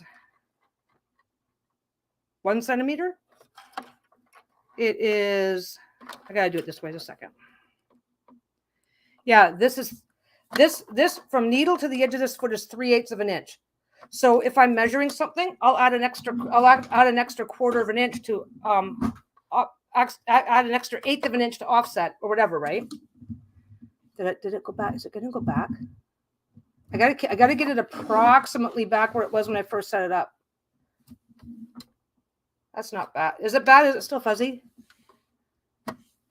It's okay. Basically, I've got a light that's right here, and a light that's right there.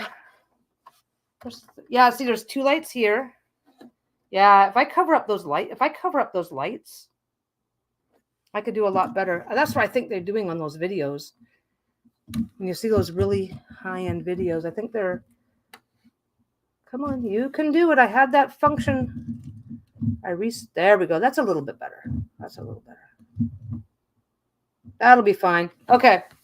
Anyway, so it does depend on what you're sewing, right? So if I'm doing quilting, if I'm quilting where you really want to make sure your lines are straight, I will add an extra 1/8 of an inch. So when I use this foot, because I didn't realize I had an actual 1/4 inch piecing foot, so now I have to relearn how to do that.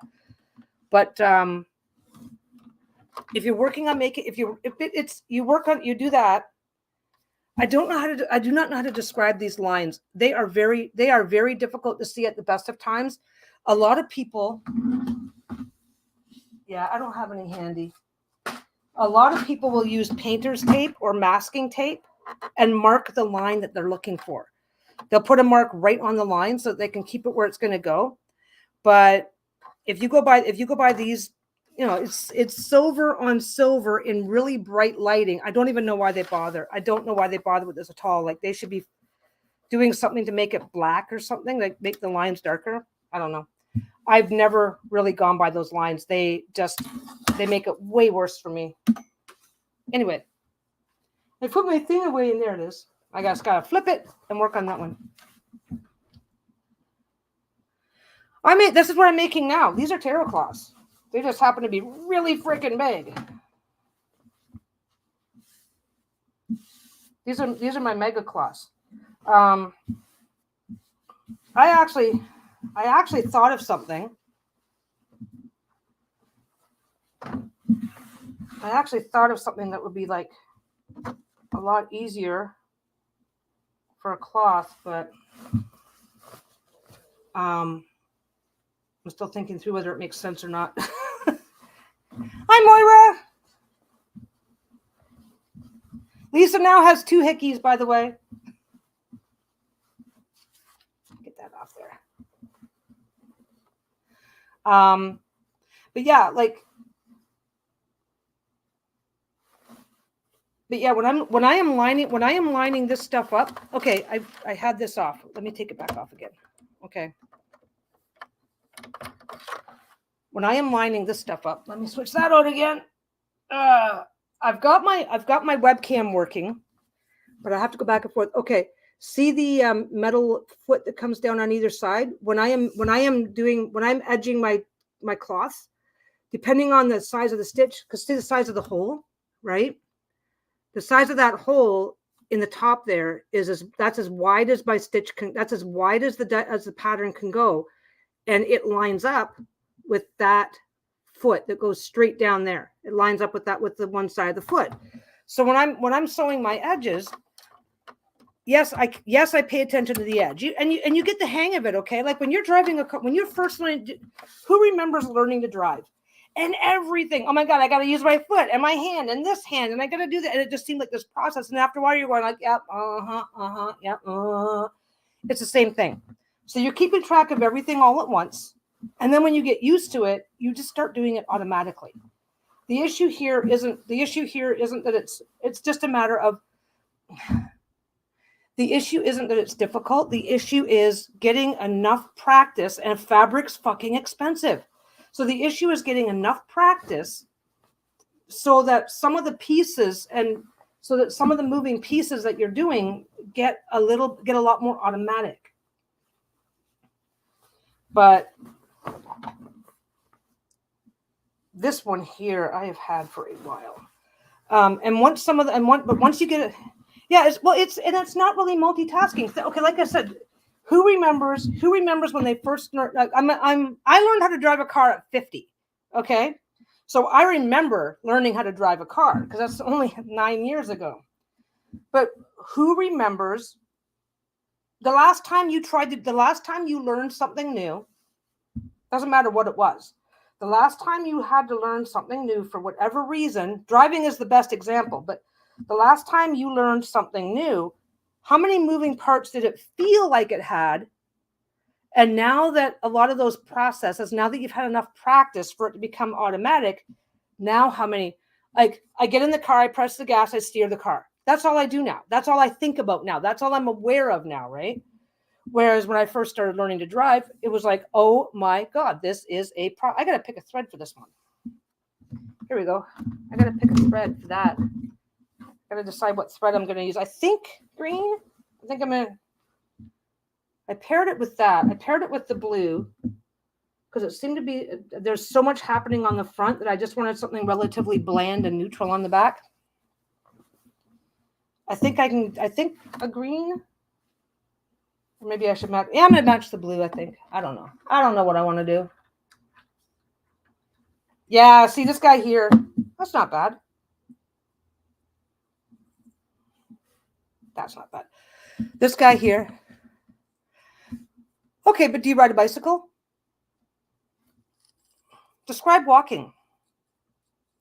Tell me, we're going to imagine that I am from the planet of Blob. What are those things? What are those things attached to you? How do you use them to move around from place to place? Explain that to me. Explain how to get up from your sitting position. I'm sacrificing the thread because I know there's not enough to go all the way around. And I do not want to risk it snagging once the bobbin runs out. Well, yeah, it's the same thing, right?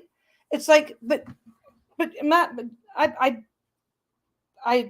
did this the one time, and it's like, okay, so in order to stand up, you have to in order to make your legs work, you have to use your hands to push up. Why do you have to do that? What are hands? Right? You don't just okay, some of us do if we're young and whatever, but you have to use your hands, lean forward. So now you're using these muscles, you're leaning forward, you're engaging your core, you're pivoting, then you're putting pressure. Which muscles are you actually using to make your legs straighten up? Well, first you're leaning your weight into your, there are so many fucking moving steps. There are so many pieces and parts and steps that we need to use. That's why that's why babies aren't just born learning how to walk. Okay. That's why it's a process. It's the same thing. As a matter of fact, walking is a lot more complicated than this, but walking we've been doing since we were, wow, look at that. Look at that. Look at that. Oh, I got the wrong camera in the wrong spot right now. I said I wasn't going to move. I said I wasn't going to adjust the cameras. Look at that. Yeah. Well, yeah, exactly. Exactly. Don't be surprised if you hear a noise as your body shifts its weight. Why is that? What do you mean? Well, what if you have those leg things, why aren't they just picking you up? Right? Well, because they require all these steps. Most of the steps become automatic, and you don't think about them. Where to put my hands? Well, it's automatic. Keep them away from the moving stuff. You stop worrying about it. that's got to go. I have a bobbin, I have no thread. Who are we kidding? Whoa, I have thread on the floor. I literally had to go on a hiatus from buying thread because I've got so much of it. Like, how sad is that I just... By the way, if you want to, you got the, when you buy your thread, the tip is closed. Take a pair of scissors, stick them in, give them a twist, and now you got it open. Because if you try and do that if you try and pop this by slamming it onto this, you'll get glue all over your thread piece, your thread holder. Anyway, I have got to do a bobbin. But anyway. That's just my way of thinking about it. But I get it. For some people, they're just never, it took me until I was 50 to be comfortable enough with the idea of driving that I was willing to learn to drive. There's nothing wrong with that. If you're not, and that's something else too, is that we have this thing is like, oh, well, so-and-so said it's easy, therefore I should do it. It's like, are you fucking kidding me? Like I said, I didn't learn to drive until I was 50 because I just was never comfortable with it until then. Oh yeah, babies are insane learners. I don't know why people look at kids and go, you don't know how to do that. It's like, no, yet. Yeah, they don't know yet. But anyway, but you know, when you get up and go to walk somewhere, you don't automatically run.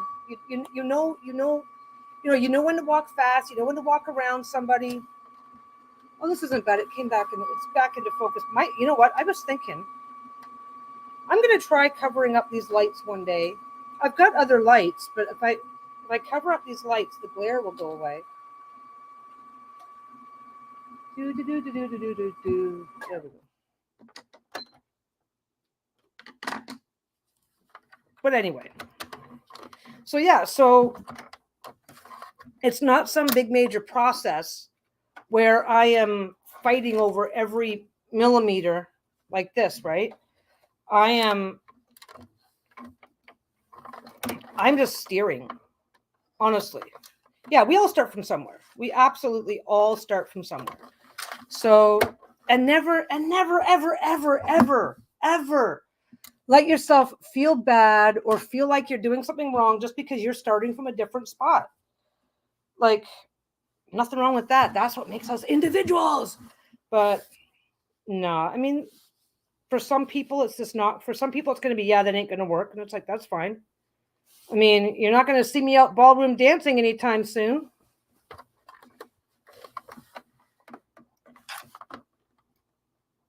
Yeah, so I've got this.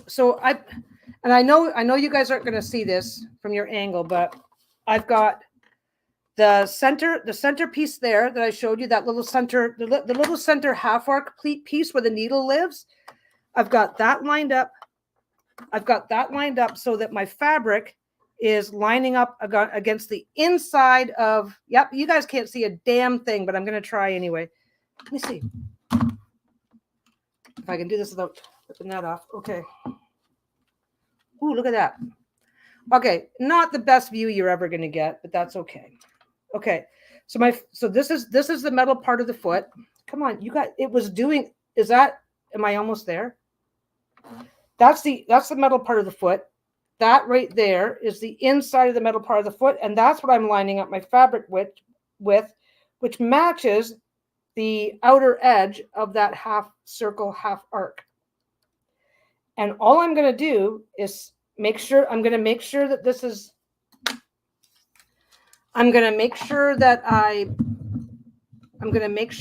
I pull this into position. I'm going to get my first couple of stitches down. And I'm going to cut my thread. This is what I do. I get talking. I forgot to put my pattern back in. Taking out a stitch after only 2 or 3 stitches is usually pretty simple. So I've got this lined up. I've got that going. Get my first 2 or 3 stitches in. And then as I go, this is just me, but as I go, I I'm back slightly off the camera here. Get that back a little bit. That one. That's probably about as good as the camera's going to show. So then I already did the thing where I poked and patted the turn hole into place. So now I'm just gonna. I love my knee lift. I love my knee lift. I wouldn't switch machines just to get one, but now that I have it, I'm really grateful. So now I am just aiming. I am just aiming and making sure that everything stays within approximately. And don't forget, if a stitch can be off by like 1/8 of an inch or so, and depending on the size of your project, nobody will even see it. So yeah. So at this point, I'm at a certain point, you're just a machine operator. If you've ever worked in a factory, you'll know exactly what I'm talking about. Has anybody here ever worked in a factory? Oh yeah, Barb and Moy, yeah, you guys outed her on the hickey. Oh my gosh, she comes up after and she's like, "You're a jerk," and I'm like, ah. Really? Am I a jerk? And then I gave her another one. Okay. Something went wrong. Something went wrong because I don't know if you guys are going to see that or not, but the stitches are catching funny. So we'll just try that. Let's take that out. Try that again.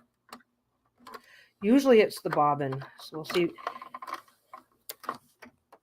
I'll see if I can get it up closer to the camera in a minute because I got to pick all that out. But usually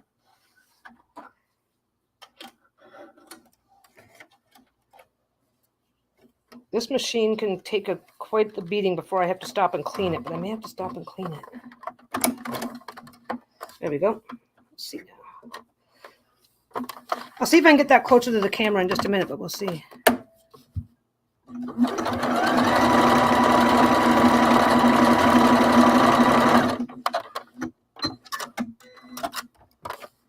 That's fine. Every now and again, I don't know why I put my mouse away. I'm just going to move the camera back over. Okay, so that's what it's. Where is it? This is still lighter thread than I'd like to be. This is still lighter thread. That's kind of what it's supposed to look like, and it's nice. It's hard to see because it's right in here, but it's nice and loopy. What it did over here. Caught funny. What it did over here is see how each individual stitch looks spiky. See how they all look spiky. Everything looks like it's got little spikes on it. That's a tension issue. And sometimes the tension issue, which is most likely the case here, happens just because something didn't catch right when threading the machine. Always, if you notice that spiky shit if you notice the spiky shit happening, see how spiky it is. I don't know. Yeah, this camera should bring it up. Yeah, it's really spiky. That's not supposed to be there. It's supposed to be and usually the back is fine. The front is spiky. As soon as you see that, before panicking and freaking out, because I've never panicked and freaked out in my life when this has happened. I've never been concerned, not once, ever, ever, ever. Usually what's going on is something just didn't quite slip into place properly. If everything's going perfectly and suddenly this happens, especially after you've just changed your thread for whatever reason, then usually there's just something slipped. Didn't quite. There's lots of moving parts that your thread has to go through. So something isn't quite in there right, whatever. So rethread your machine top and bottom, and then do a test stitch on some scrap. Always, even if you don't have a use for scrap, you will always be able to use your scrap for this. The good news is that this isn't such a super tight stitch that I have to worry too much. But I'm going to be here for a while. The spikiness, yeah. So Does it if it happened? Okay, if you rethread your machine and it still happens, it means it's time to clean it. But if it only happens randomly, occasionally, then just rethread it. And honestly, it can be it can happen. Yeah, just say you meant for it to be spiky. You know what? Some of these designs do that. But yeah, if it goes spiky, if it's spiky on one side but not the other like that, it can be a tension issue. But if it's only something that happens once in a while and only after a thread change, then redo your rethread your machine. But yeah, it's really easy to go, oh, I think it's only spiky on the top, so it must be the top thread, the bottom thread, right? It's like, nope. If it's spiky, it's because it's your bobbin thread that's pulling up. If it's spiky on the top, it's because your bobbin thread is pulling up. If it's spiky on the bottom, it's because your top thread is pulling down. So I just rethread the machine and try not to worry too much about it.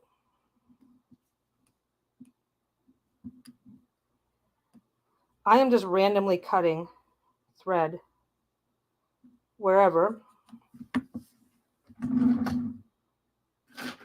Looks like this is what I'm doing. No. No. Is that it? Is that it? Is that it? Aha. No, that's not it. Where is it? That's my wife cooking. Oh, they're there. I have a super pointy pair of tweezers. There we go.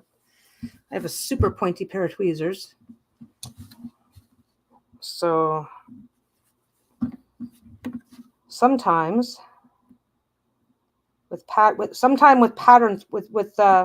this is the unfortunate part when you're doing a design like this. When you're doing it now, the good news is that if I absolutely have to, I can sacrifice a little bit and redo this, but I'd rather not. So, but yeah, that's another reason why I like to make sure that I've got enough on the bottom to go all the way around, because this is a much different problem if you're 3/4 of the way around this and it happens.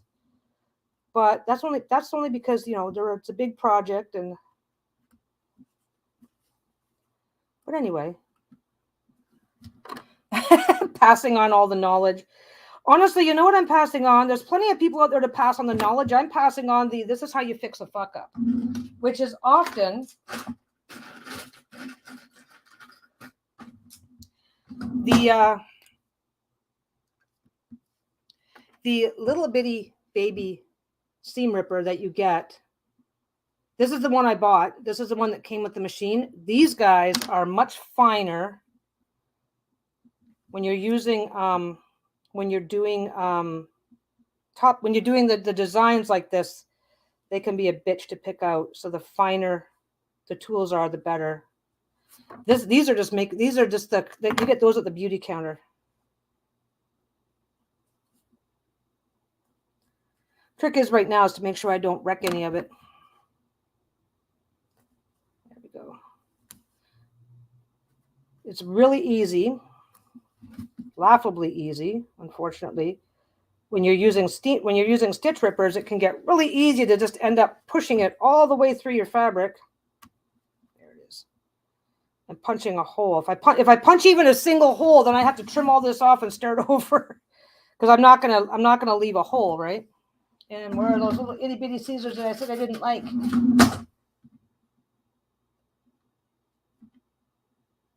There we go. There it goes. Okay. But no, mistakes happen. But it's like anything, right? Like, okay, if your car, you know, what do you do with your car, right? Well, you got to put gas in it. Why? It'll run out of gas. What happens if it runs out of gas? You're walking home.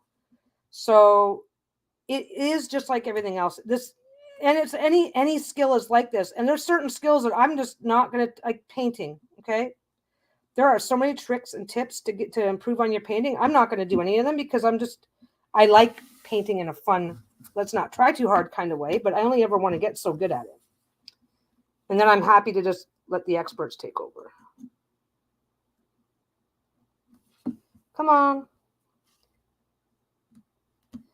May have to turn on a really bright light in a minute. This also makes it way more fun when when you're taking out patterns like this, front to back, front to back, front to back, you're not really ever going to get it. If you just start the front and go, why isn't it coming out? You got to go back and forth. It's just the way it is.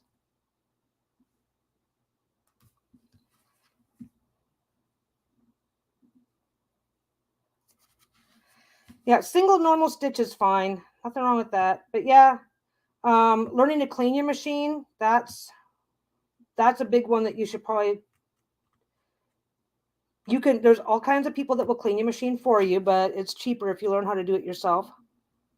That's what I should do. I should probably haul over the other machine because it's closer to what this machine's super simple. You just pop it open. Pop it open, get the air blower in there, and you're done. Anyway, what's everybody else doing? Tell me something exciting. This is not the fun part of the job. I do not like this part of the job. I've actually done this back in the day. I've done this where I've like literally not real, because don't forget, you're sewing from here and everything's coming off the back, right? I have literally gotten almost all the way done and found this. Oh, I'm glad you liked it. Yeah, more fuck up. Well, we keep going. This is huge. I can fix this one. I'll fix this one. But there will always be more fuck ups, trust me. But that's the thing. I mean, and it's super, you know what, when you start looking at the cost of all that fabric, it's super fucking up when you're paying 30, 40 bucks. And I don't know what, it depends on what you're getting. But if you're working with some really, really nice thread, fucking up can be very, very stressful.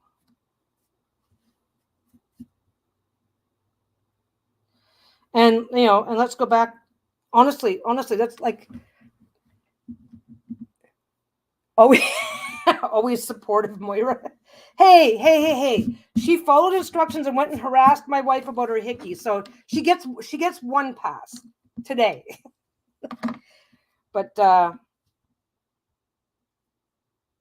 no, like, and a little, what makes it a little bit less stressful to me is like, if I fuck this up in some major way, I could literally, I can do it as a giveaway. You guys are awesome.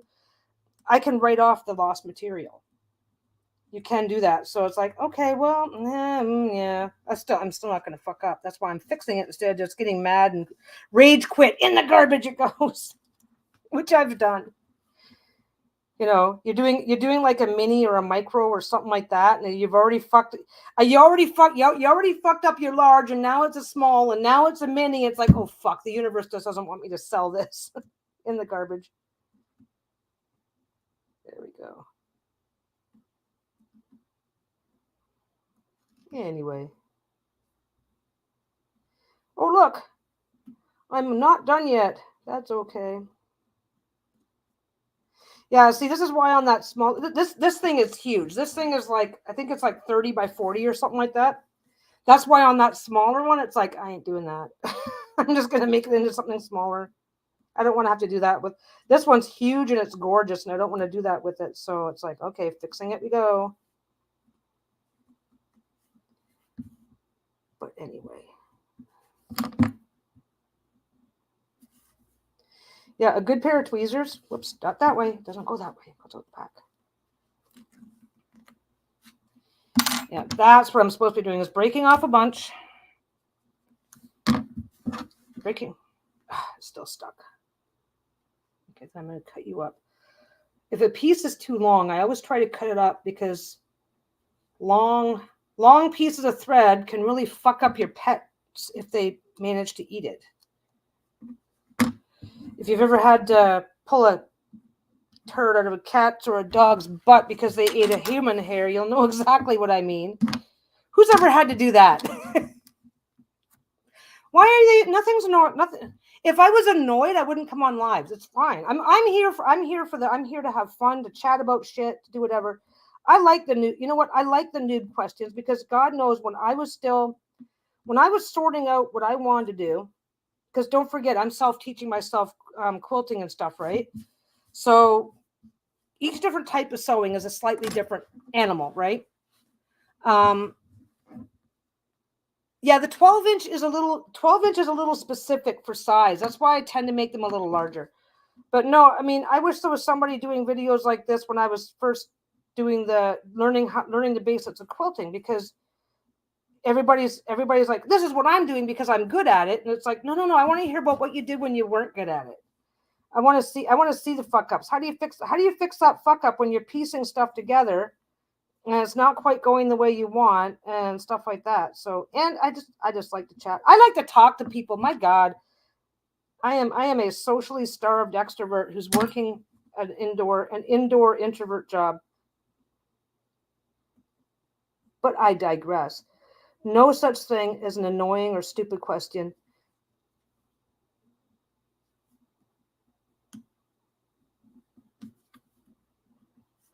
One more, and then it's done.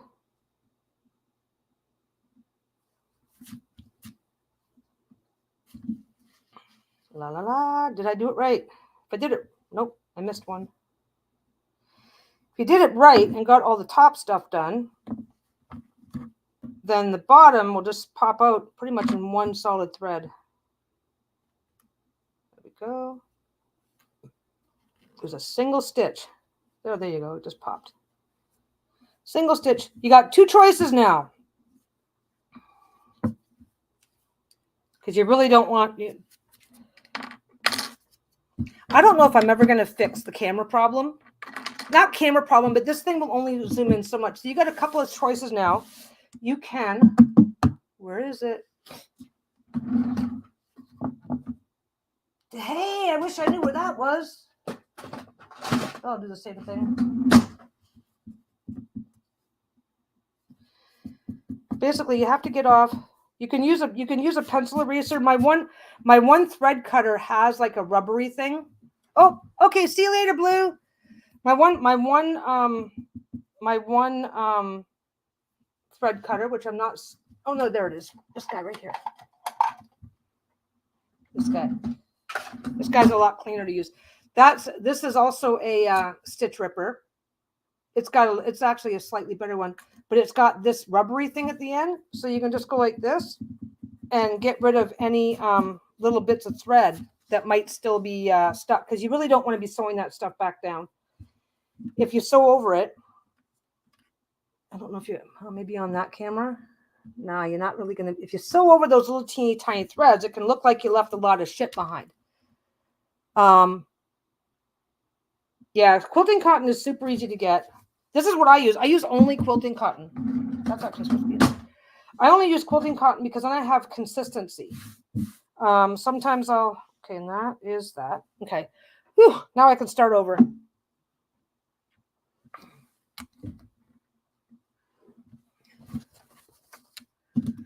Yeah, I actually use broadcloth. I use broadcloth to line my drawstring bags, because I found that I like that the broadcloth isn't quite as stretchy as the cotton, because then it really helps the cotton. Denim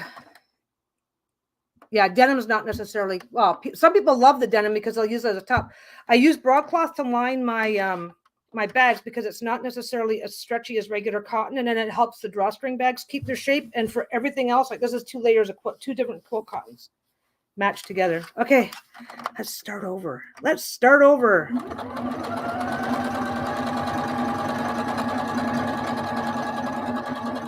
Okay, yep, and it's fine now. Oh, it is fine now. Okay. So, I'm like, well, Gail might know. Have you worked with batik, Gail? I know a lot of quilters. I guess some quilters may or may not be purists, but I really found that I like working with the batik, but it does have I've got 100% cotton batik, but it does have a slightly different feel. But I really enjoy my batik because it's not as stretchy as cotton, so it's easier to be more precise.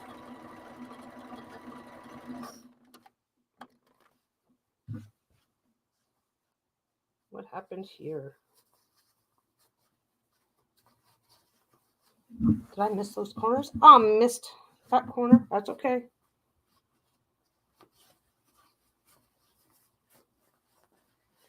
I missed my corner, so I'm just sticking my thumb in the corner. Yeah, I like, yeah, it feels different. It feels, once you've washed batik, it's really nice. I like the feel of batik once it's been washed. And I'm hoping to do a couple of quick quilts. Actually, I had a quilt that I made. I had a quilt that I made out of black batik. Yeah, black batik holds up really well. You can get much more precise. I made a quilt out of black batik, and we have Bruno the Shed Monster, so I couldn't do anything. I actually gave the quilt away to my son, just because it was just holding way too much garbage all the time.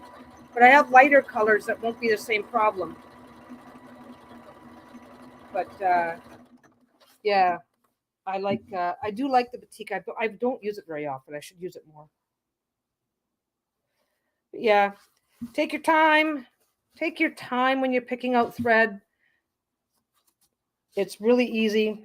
I know Gail's never done it where you're trying to rip out a seam and suddenly you're just tearing through the actual fabric and going, shit, what the fuck did I just do?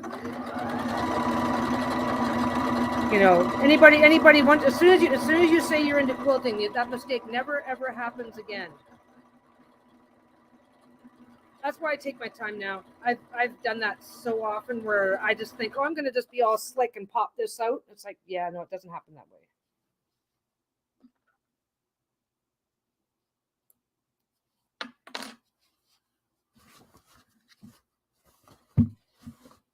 Yeah, I like batik because it doesn't it stretches differently, and it's a lot more forgiving of beginner mistakes when it comes to lining things up.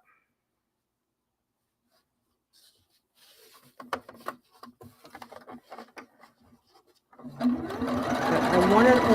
one and only quilt project with it was Amazeballs. Yeah, of course not. Yeah, never torn through your fabric when you were trying to just take out a stitch or two. I kind of wish more of the people that do these bigger sewing channels would talk more about the mistakes that they make and how they fix them. I mean, and it's amazing, you know, like I like to watch them highlight their skills, and that part's amazing, but I think they're missing an educational opportunity. But anyway, yeah, both of these pair of tweezers, the dark green are this is my day-to-day. They're not quite as pointy, and this one here is like, yeah, super super pointy. They're both makeup. Does this one say where it's from? Nope, just something pointed tweezer. Yeah, but no, basically I stole them from Lisa. I forget what I was doing, and you said, do you have some pointy tweezers I can use? And she goes, well, I've got these and these. Oh wait, I stole these ones too. These are a chisel tip, and they're good too. What are these? Are they going to say what they are? Yeah, Danielle. I don't know if that's a Danielle. That's some sort of a brand, classic tweezer. Like, yeah, that's what I use. It's like, well, if you do that, if you borrow that, I can just go get myself some new ones. And I'm like, yeah, okay, whatever. I need them. Makeup brushes for cleaning, tweezers for basic stuff.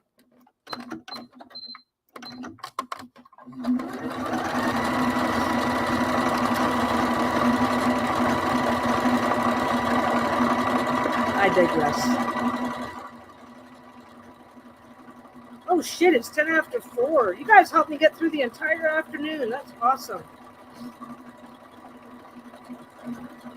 Lisa's package still hasn't shown up, but that's too bad. If the buzzer goes and the dogs start freaking out, it means Lisa's package is here and I have to sign for it. But other than that, I suppose now that I've fixed my fuck up and I'm back on track with this, I will say that if I hadn't been doing so much talking, I probably would have had this one maybe done by now. But I'm going to get this one done.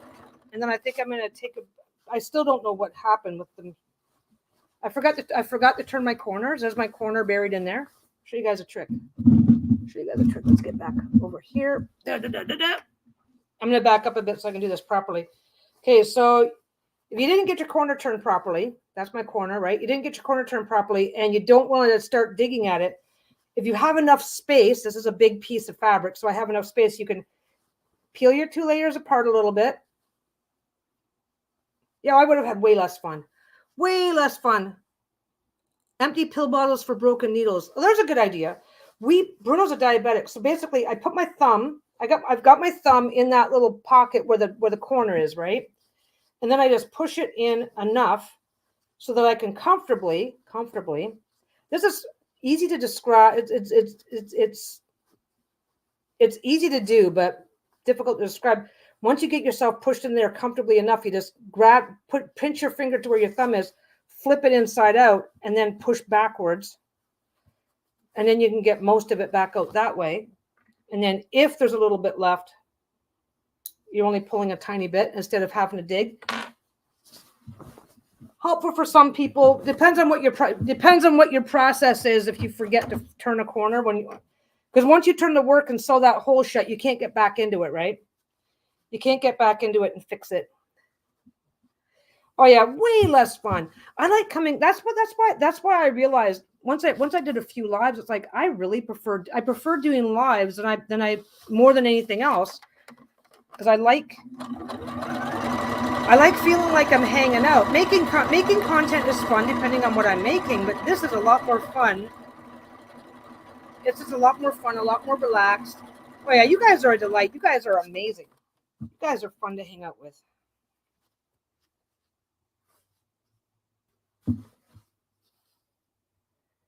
Especially this week. I've got 2, 3, 4, 5, 6, 7, 8, 9, 10. I'm doing big claw. I'm doing the big. I went through my stash, dug out a bunch of the bigger claws, and have decided I'm going to get those done this week and get them in the shop. I mean, you guys, nobody has a chance to get one of them if I don't sew them up. So, figure I'll get those in the shop. That'll make a tiny bit of space.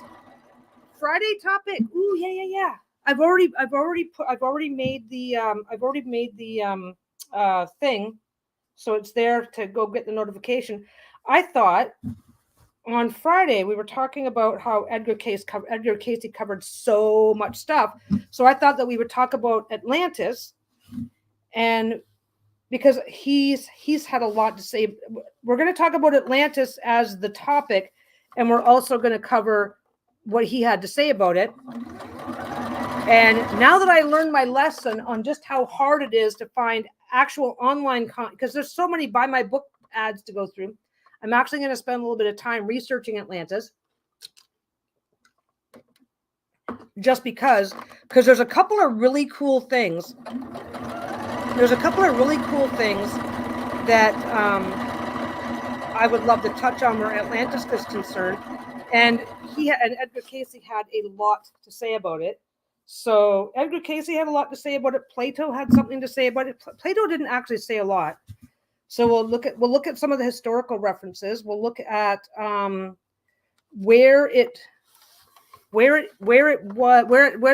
supposed to have been. We'll probably revisit the Bimini Wall a little bit. Oh, the Friday topic. The Friday topic was pretty basic. We were talking about Edgar Cayce, and kind of like realized it was still a fun chat, but also kind of realized that there was just because he did something ridiculous like 50,000 readings in his lifetime or more. I can't remember, but there's an entire research center dedicated to studying the stuff that he talked about. So between not being able to find the references that I was looking for, because of course I was trying too hard, I just love talking about this guy. He was fascinating. So we're gonna move forward with other topics, and anything that he had anything to do with, we'll revisit him as we go through those other topics. So we're going to talk about Atlantis on Friday. Talk about what he had to say about it. Talk about what others have had to say about it, both historically and clairvoyance and people like that. I bet Lisa's getting close to 50,000 readings. No, she's actually not. Well, yeah, no, I guess maybe she is because she does what 60 or 70 a month on her membership. So there's that. She's done tons of readings. She's been reading though since she was like a teenager. I got to get her to give me a reading again soon. Every now and again, we do a quick little reading. And it's funny because she does the same thing is she barely remembers them. Like she'll do a reading, like she does all of her readings. It's like, oh, is anything interesting? And she's like, I don't remember, whatever. Like I never really ask because that's kind of rude anyway. But she's like, oh yeah, someone said they got a really, really good reading and I can't remember it, but she doesn't remember the readings when they're done. But the very next time she does a reading, she'll just pick right up where she left off. It's like, apparently you guys are just watching me and not watching that. I've got to remember. Yeah, he read the Bible. He read the Bible once for every year of his life. Like he was a very dedicated. Don't forget, he was born in 1877. So there's nothing odd about that. But what's really odd is a man from Kentucky with a 9th grade education who was deeply devoted to God, the Bible, and Christianity, doing this for a living, because it was just totally against everything that he believed in, and he struggled with that his whole life. That was what made him really fascinating. You couldn't even attach anything. Yeah, I think that is very normal not to remember, because I mean, you're kind of taking a peek at what's going on with somebody else. It's kind of like if you're walking by somebody's house and they kind of have their window open and you hear or see something you shouldn't. You go, yeah, I'm just gonna ignore that now, right? So it's like there's a bit of that energy. I think that's my personal. Yeah, he was a photographer. He was a photographer. He was a door-to-door salesman for a while. Once he reached a certain level of popularity, he didn't start getting really super popular for his readings and stuff until he had kids of his own. I'm not sure how old his kids were, but at some point he became so well known that he started taking donations, which he was kind of against. He did this for years. Like he did this for like 20 plus years, at least 20, 25 years for free in his spare time when he wasn't working. And then he just got so busy with the readings that he finally started taking donations. Even then, he would never charge people. He's like, there were plenty of times where he would do his readings for free, but for the most part, he was like, yeah, if you want a reading, I do need a donation of some kind because I'm doing this for a living now. And what killed him was during World War II. 1945. He died in 1945. The war was still ongoing at that time, hadn't ended yet. And what ultimately killed him was the fact that so many people were like, they're contacting him, asking him for information about their loved ones that are on the front lines. Like, how is my son still alive? How is he doing? Is he okay? Blah blah blah blah blah. And that really, people are worried. They're scared for their families. So he got so busy with that, it started affecting his health. And he was told that he really needed to limit it to like no more than like 2 hours a day or something like that. And he was doing this for like 12 hours a day. And then he just wouldn't stop. He's like, no, that's what because that's what he refused to do these. Yeah, his photo studio burned down before he decided to focus on the readings. I thought that was interesting. Yeah. I'm not sure what he was doing for work at the time that he decided to start taking donations. And there was never really any. Don't forget, fires were, the chemicals that they used for photography and stuff like that. Fires were really common. We're talking like we're talking like what, 1920s? Well, no, that puts him in his 50s. I forget. He was 67 when he passed away. But no, so then he did a reading and he said, in 4 more days, in four days from now, I will be under the ground, or my voice will be silent, covered. Some of his stuff was almost poetic. or a cross between poetic and cryptic, right? But he said, in 4 days time, my voice will be silenced, and I will be whatever. And 4 days later, he died of a stroke. So that was really interesting, and so many of his predictions have come true. And in ways that, and not in ways that, but so many of his predictions have come true. And a lot of his predictions were revolving around things like pole shifting, right? Where the magnetic pole shifts from north to south. In the 1930s, when he predicted this, when he first talked about that, it's like, that's, nobody, not even popular science at the time, had a reason to think that that was even a possibility. I think that's why he became super popular, because I did not realize it at the time, but he was doing his seances and stuff. Like, he was born in 1877. I don't know how popular that stuff was in the 1900s, but he was doing these readings from the time that he was from a fairly young age. And then once seances and stuff like that became popular, that's when he really exploded. But by then, he's already got thousands of readings behind him. And then at one point, he's already got thousands of readings behind him, and he's already been prescribing medical treatments and stuff like that. So there's never been any evidence. There's never been he's got a 9th grade education, and he lives in a pretty rural area. There's never been any proof like there were with other modern at the time practitioners that they were in it for their own. There's been never any proof that he was in it for his own gain, because he's recorded thousands and thousands of readings at a time when he was still refusing to take money for them. And he refused to offer financial advice to anybody for any reason. He would say things like there was I came across a mention where he tried to tell people.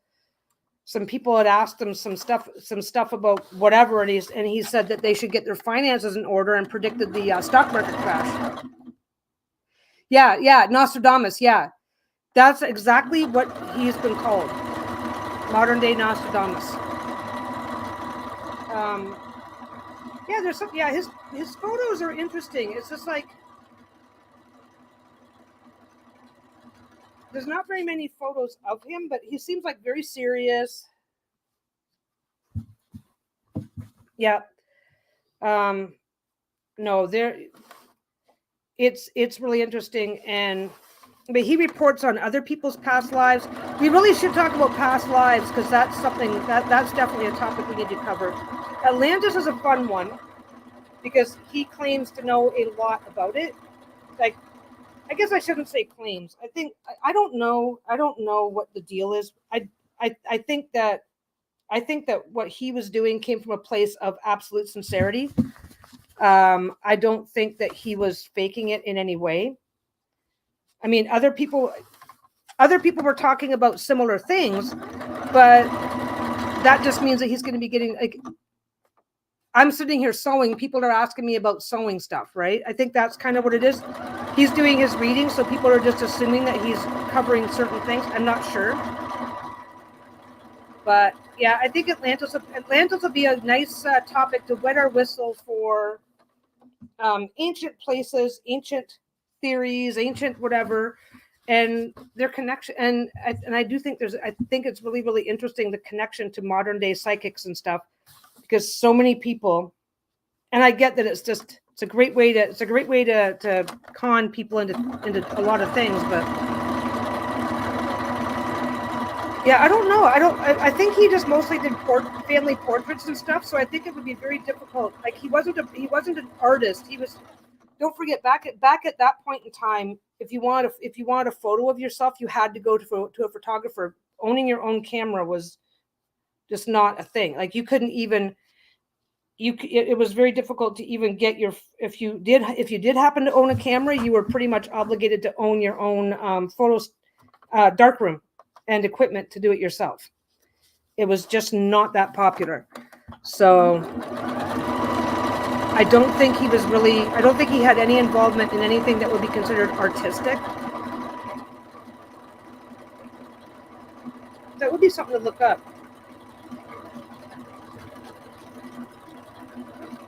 But yeah, it's funny because the Association for Research and Enlightenment is located in Virginia Beach. That is a research center that basically that's basically a research center in Virginia Beach that was founded by his family.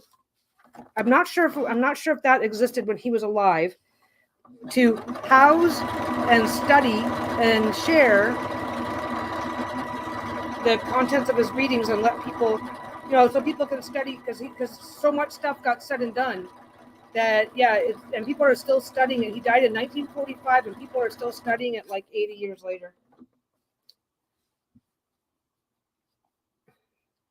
Oh yeah, I would assume that there's something. I would assume that his photography is really, really good. Yeah, I wasn't saying it that way. I'm just saying that a lot of people could have, oh, this is a photo of my grandma from the 1920s, and they would have no reason to even know who took it. Because if you wanted to, if you're in the 1920s and 30s and you wanted a photograph taken, that's the only way you could get one.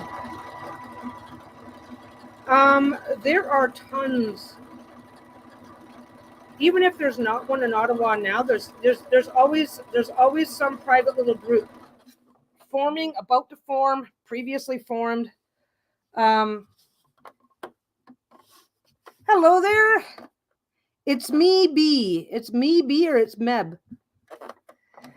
Yeah, I am probably getting out of here soon.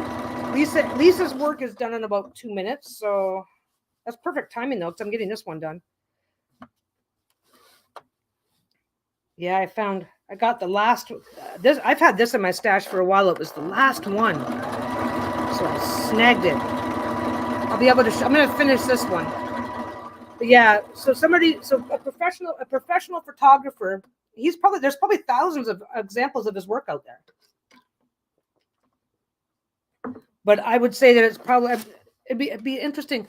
It would be an interesting little little research project to see if there's. The internet is an amazing tool for finding things. I wonder if there's any way to find examples of photographs from that he took when he was working as a photographer. But I am trying to remember. I will have to look it up. But I believe he predicted World War III. He predicted China and Russia both basically becoming Christian countries. Not Christianity, but Christian principles. So the philosophies. But I was just having a conversation with somebody the other day, and I said, as much as the Bible, and I know there's plenty of people in Ontario who are very much confirmed Christians, but I also know that there's a lot of people in Ontario who don't really associate themselves with Christianity, but I still say that the philosophies found in Christianity are fascinating. Love thy neighbor as thyself, yada, yada, yada. I think those are really the philosophies. Anyway, so he made it pretty clear that he was talking about not Christianity, but the principles that govern Christianity and those type and Christian type, the charity and all that stuff. So that's an interesting thing that he predicted, and China's not there yet, so we'll see. Oh, they did used to. Okay. I had no idea, Moira. So yeah, that might be something that can be looked up then.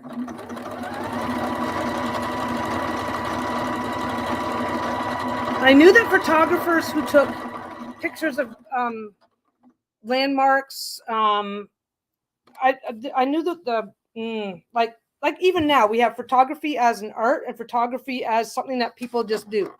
So I did not realize that that signing their work would be as common as what it was. That's okay. I can be wrong. Oh, 1 loop, 2 loops, done loop. We're done.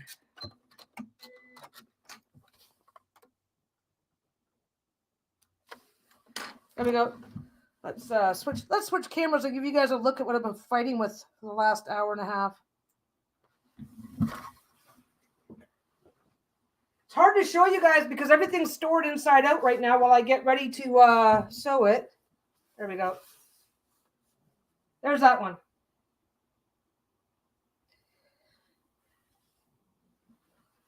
So that's the elephant. That's the elephant in the room. I'm so funny. I am so amazingly funny. Those ones are going to be easier. 2, 3. Whoa.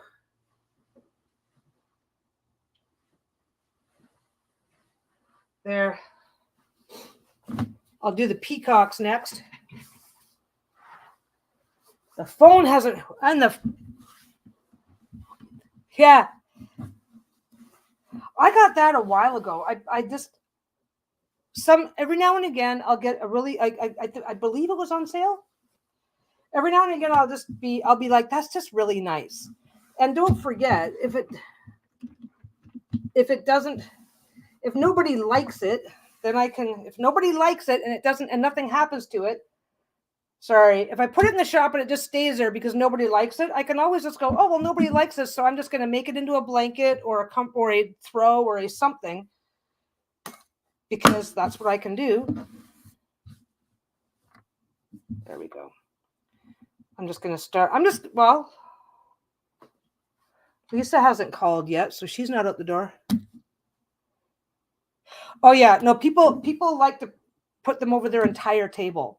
So that was anybody there are a couple of people who check in with me regularly looking for really big cloths because they want stuff like that. Like, so I would assume that if one of those people were to grab it, that they would center the elephant on the table.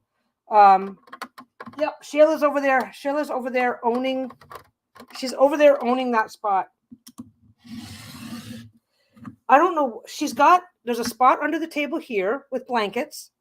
There's a spot under the table over there, the white table at the other end that you guys can't see.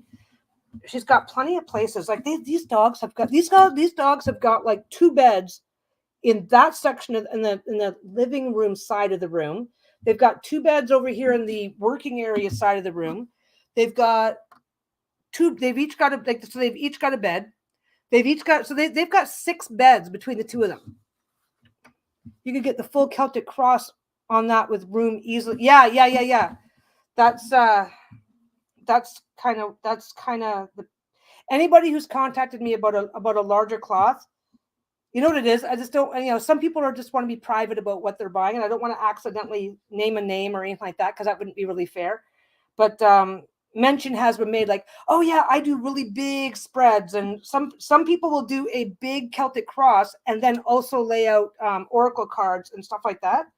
So they really like to have as much room as possible, so they will cover their entire table.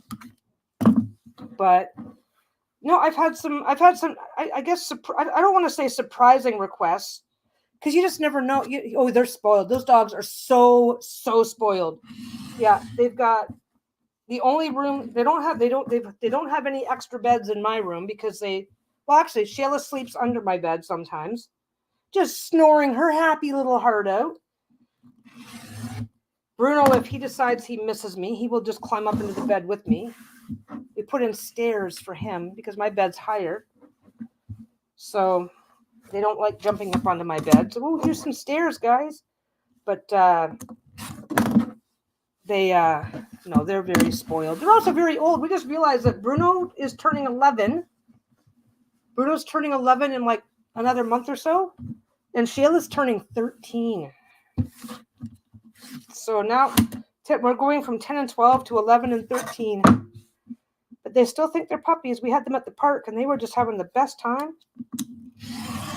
It gets so wet. It gets so wet and rainy out here that we don't always get, even though the weather is warmer here, sometimes it gets so wet that it's just not really taking an older dog out in that kind of rain.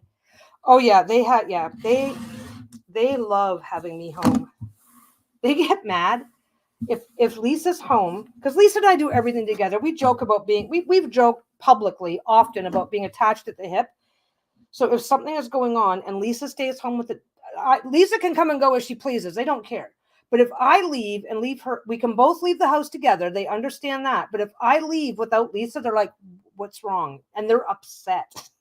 They don't like me leaving unless I'm with Lisa. Well, I guess they don't like me leaving with or without her, but She said, yeah, as soon as you leave the house, they just don't want nothing to do with me until you come back. It's like, okay. They like me. They like having me home. It's funny because they just sleep. They just sleep. They don't really give a shit about what I'm doing. Yep. Oh yeah. Oh yeah. That's something else. Sheila will steal my spot in the couch. She will. Lisa keeps a blanket beside her on.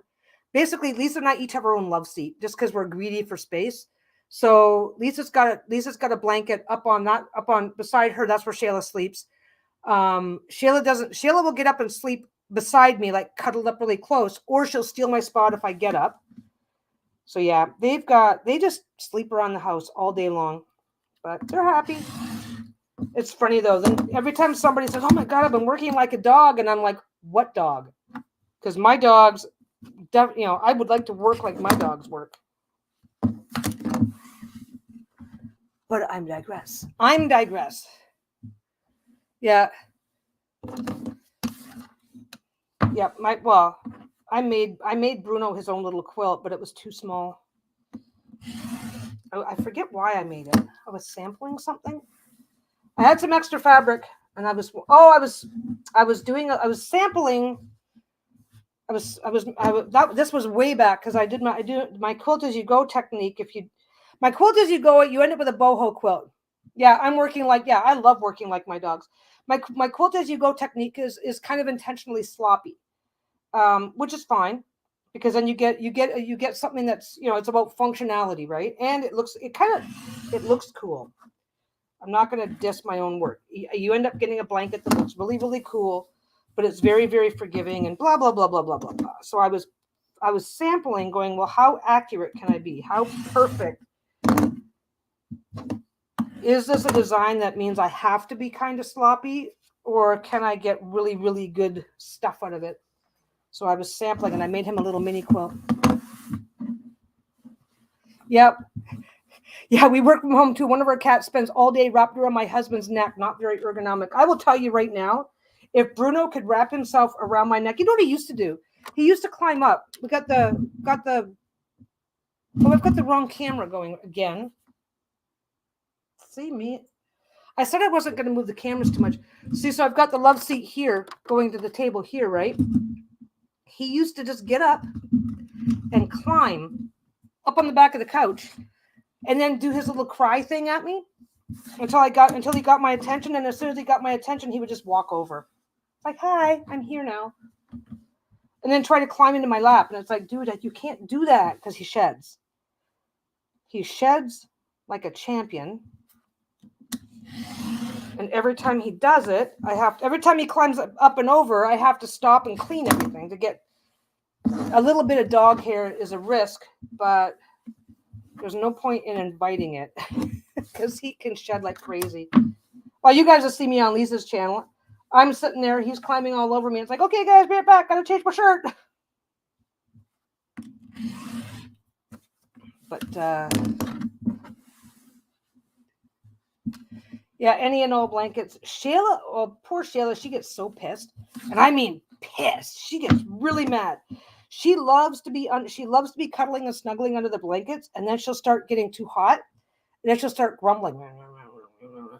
And she'll just get pissy. It's hilarious. That's not really as wide as I'll check it out later. Never know. But she loves to cuddle and snuggle under blankets, but as soon as she gets overheated, she is not happy about it. Now I have to find where that hole was.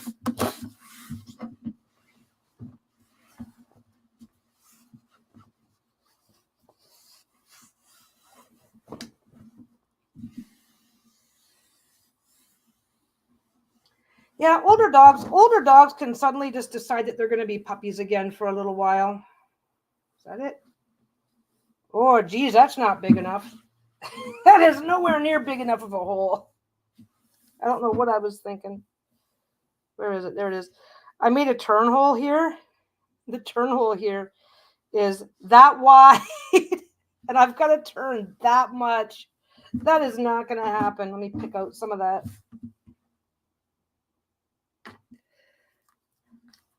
Ooh. Hey, that's what I can do. let us just see. I'm like, I don't know how to find out if Lisa's one time I was looking all over for him and found him inside my pillow. Oh my God, that sounds like Shayla would have done that when she was a puppy. Let me just, I'm just checking this right quick. Oop, there's a,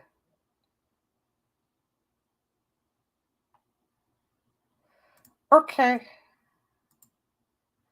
Just checking to see if the wife had sent me any sort of a message. She'll usually message me if we've got anything important going on after work. We got to pack tonight.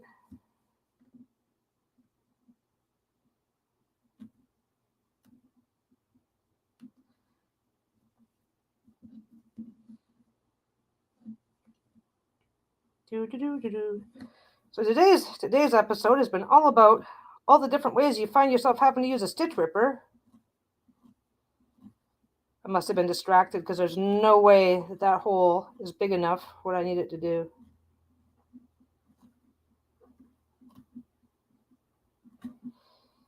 This. I need to pick a background. I need to pick a thread color for this.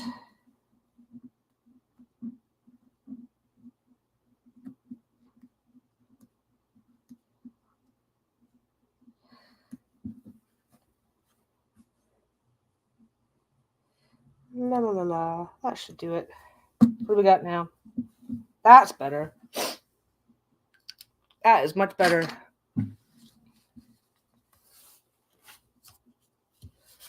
Bruno's part Chihuahua. First thing that he does when he sees a Chihuahua is he goes nuts. He loves other Chihuahuas. As long as the other dog is part Chihuahua, then you are his new best friend.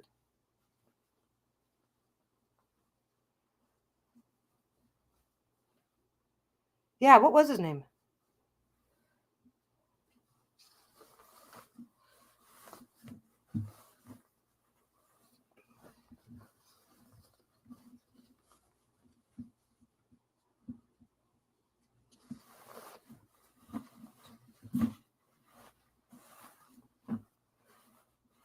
It's funny. Chihuahuas are funny dogs. They either love everybody or only love one person ever.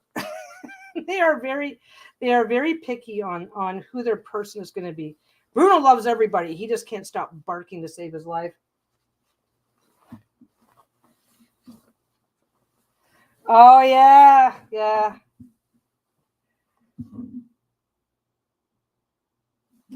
I don't know what it is. Bruno never gets cold. I don't know what the deal is. He's not a very good Chihuahua. He got all the best traits. He got the double coat. He got the double coat. He loves the cold. Okay, do that one. Here, I'm probably going to be heading out in a minute because I'm going to be hearing from Lisa any second now. So I'll hold this one up right quick so you can see what this one is. This one's cute. I like this one. I don't know. That's this one. That's the front, and then that's the back. So the front.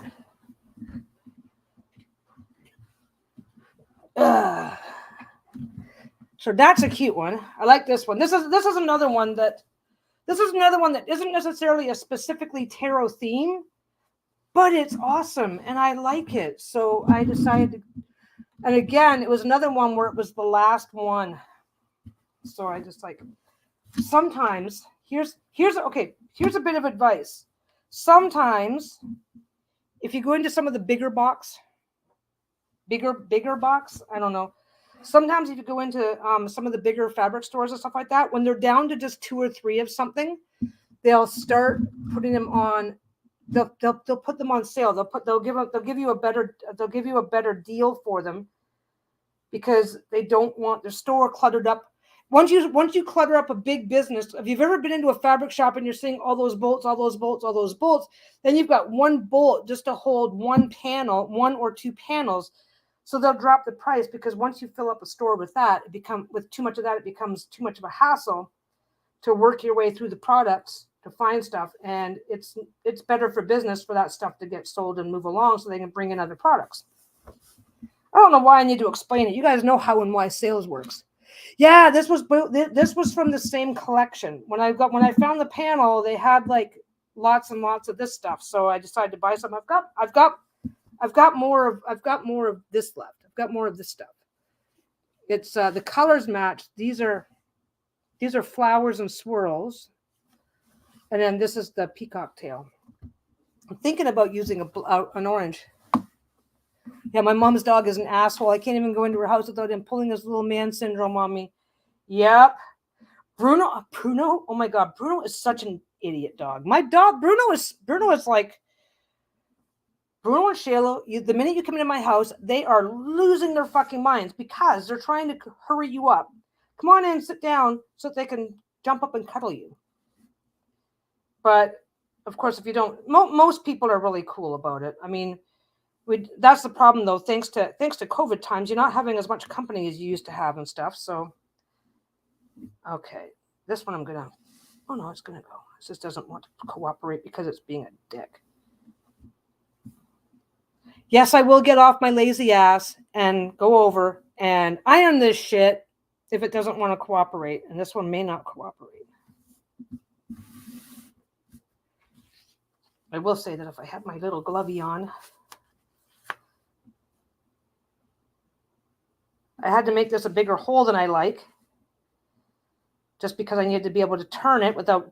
If the hole is too small and you're turning your fabric, you can end up really stretching the shit out of it, and then this section here that I'm not showing you, then this section here can end up being all wobbly and stuff. So you got to be careful on that.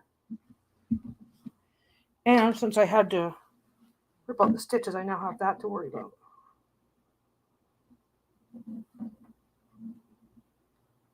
There we go. I can also not be a lazy fuck and pin this. This is my Michael Jackson glove. It's hard to see. Yeah, you can barely see it, but the fingertips are have been dipped in whatever kind of a rubber for better grip, because my skin gets so dry. So insanely dry. Okay, now I got to figure out. Oh, the blue that I've got in here right now from the elephant one will match. The blue that I've got in there right now kind of matches this background color. It does match. It matches this background color right here. So I like not the little. Yeah, I'm just gonna leave that one on. I've got enough. Okay. Okay, now I am gonna get going though. Lisa's gonna be home any second now, and well, not any second now. Sometimes she ends up working late on a Monday, depending on. Sometimes she walks in and Mondays are quiet, and sometimes she walks in and Monday is the day when all the shit happens that's going to keep her busy for the week. So I am going to get going because it's 10 to 5 now. I'm going to get going. She could be home any time now. And then I'm also going to get this on the machine and see how far I can get before she gets home. So with that in mind, I'm going to bring my mouse back over here.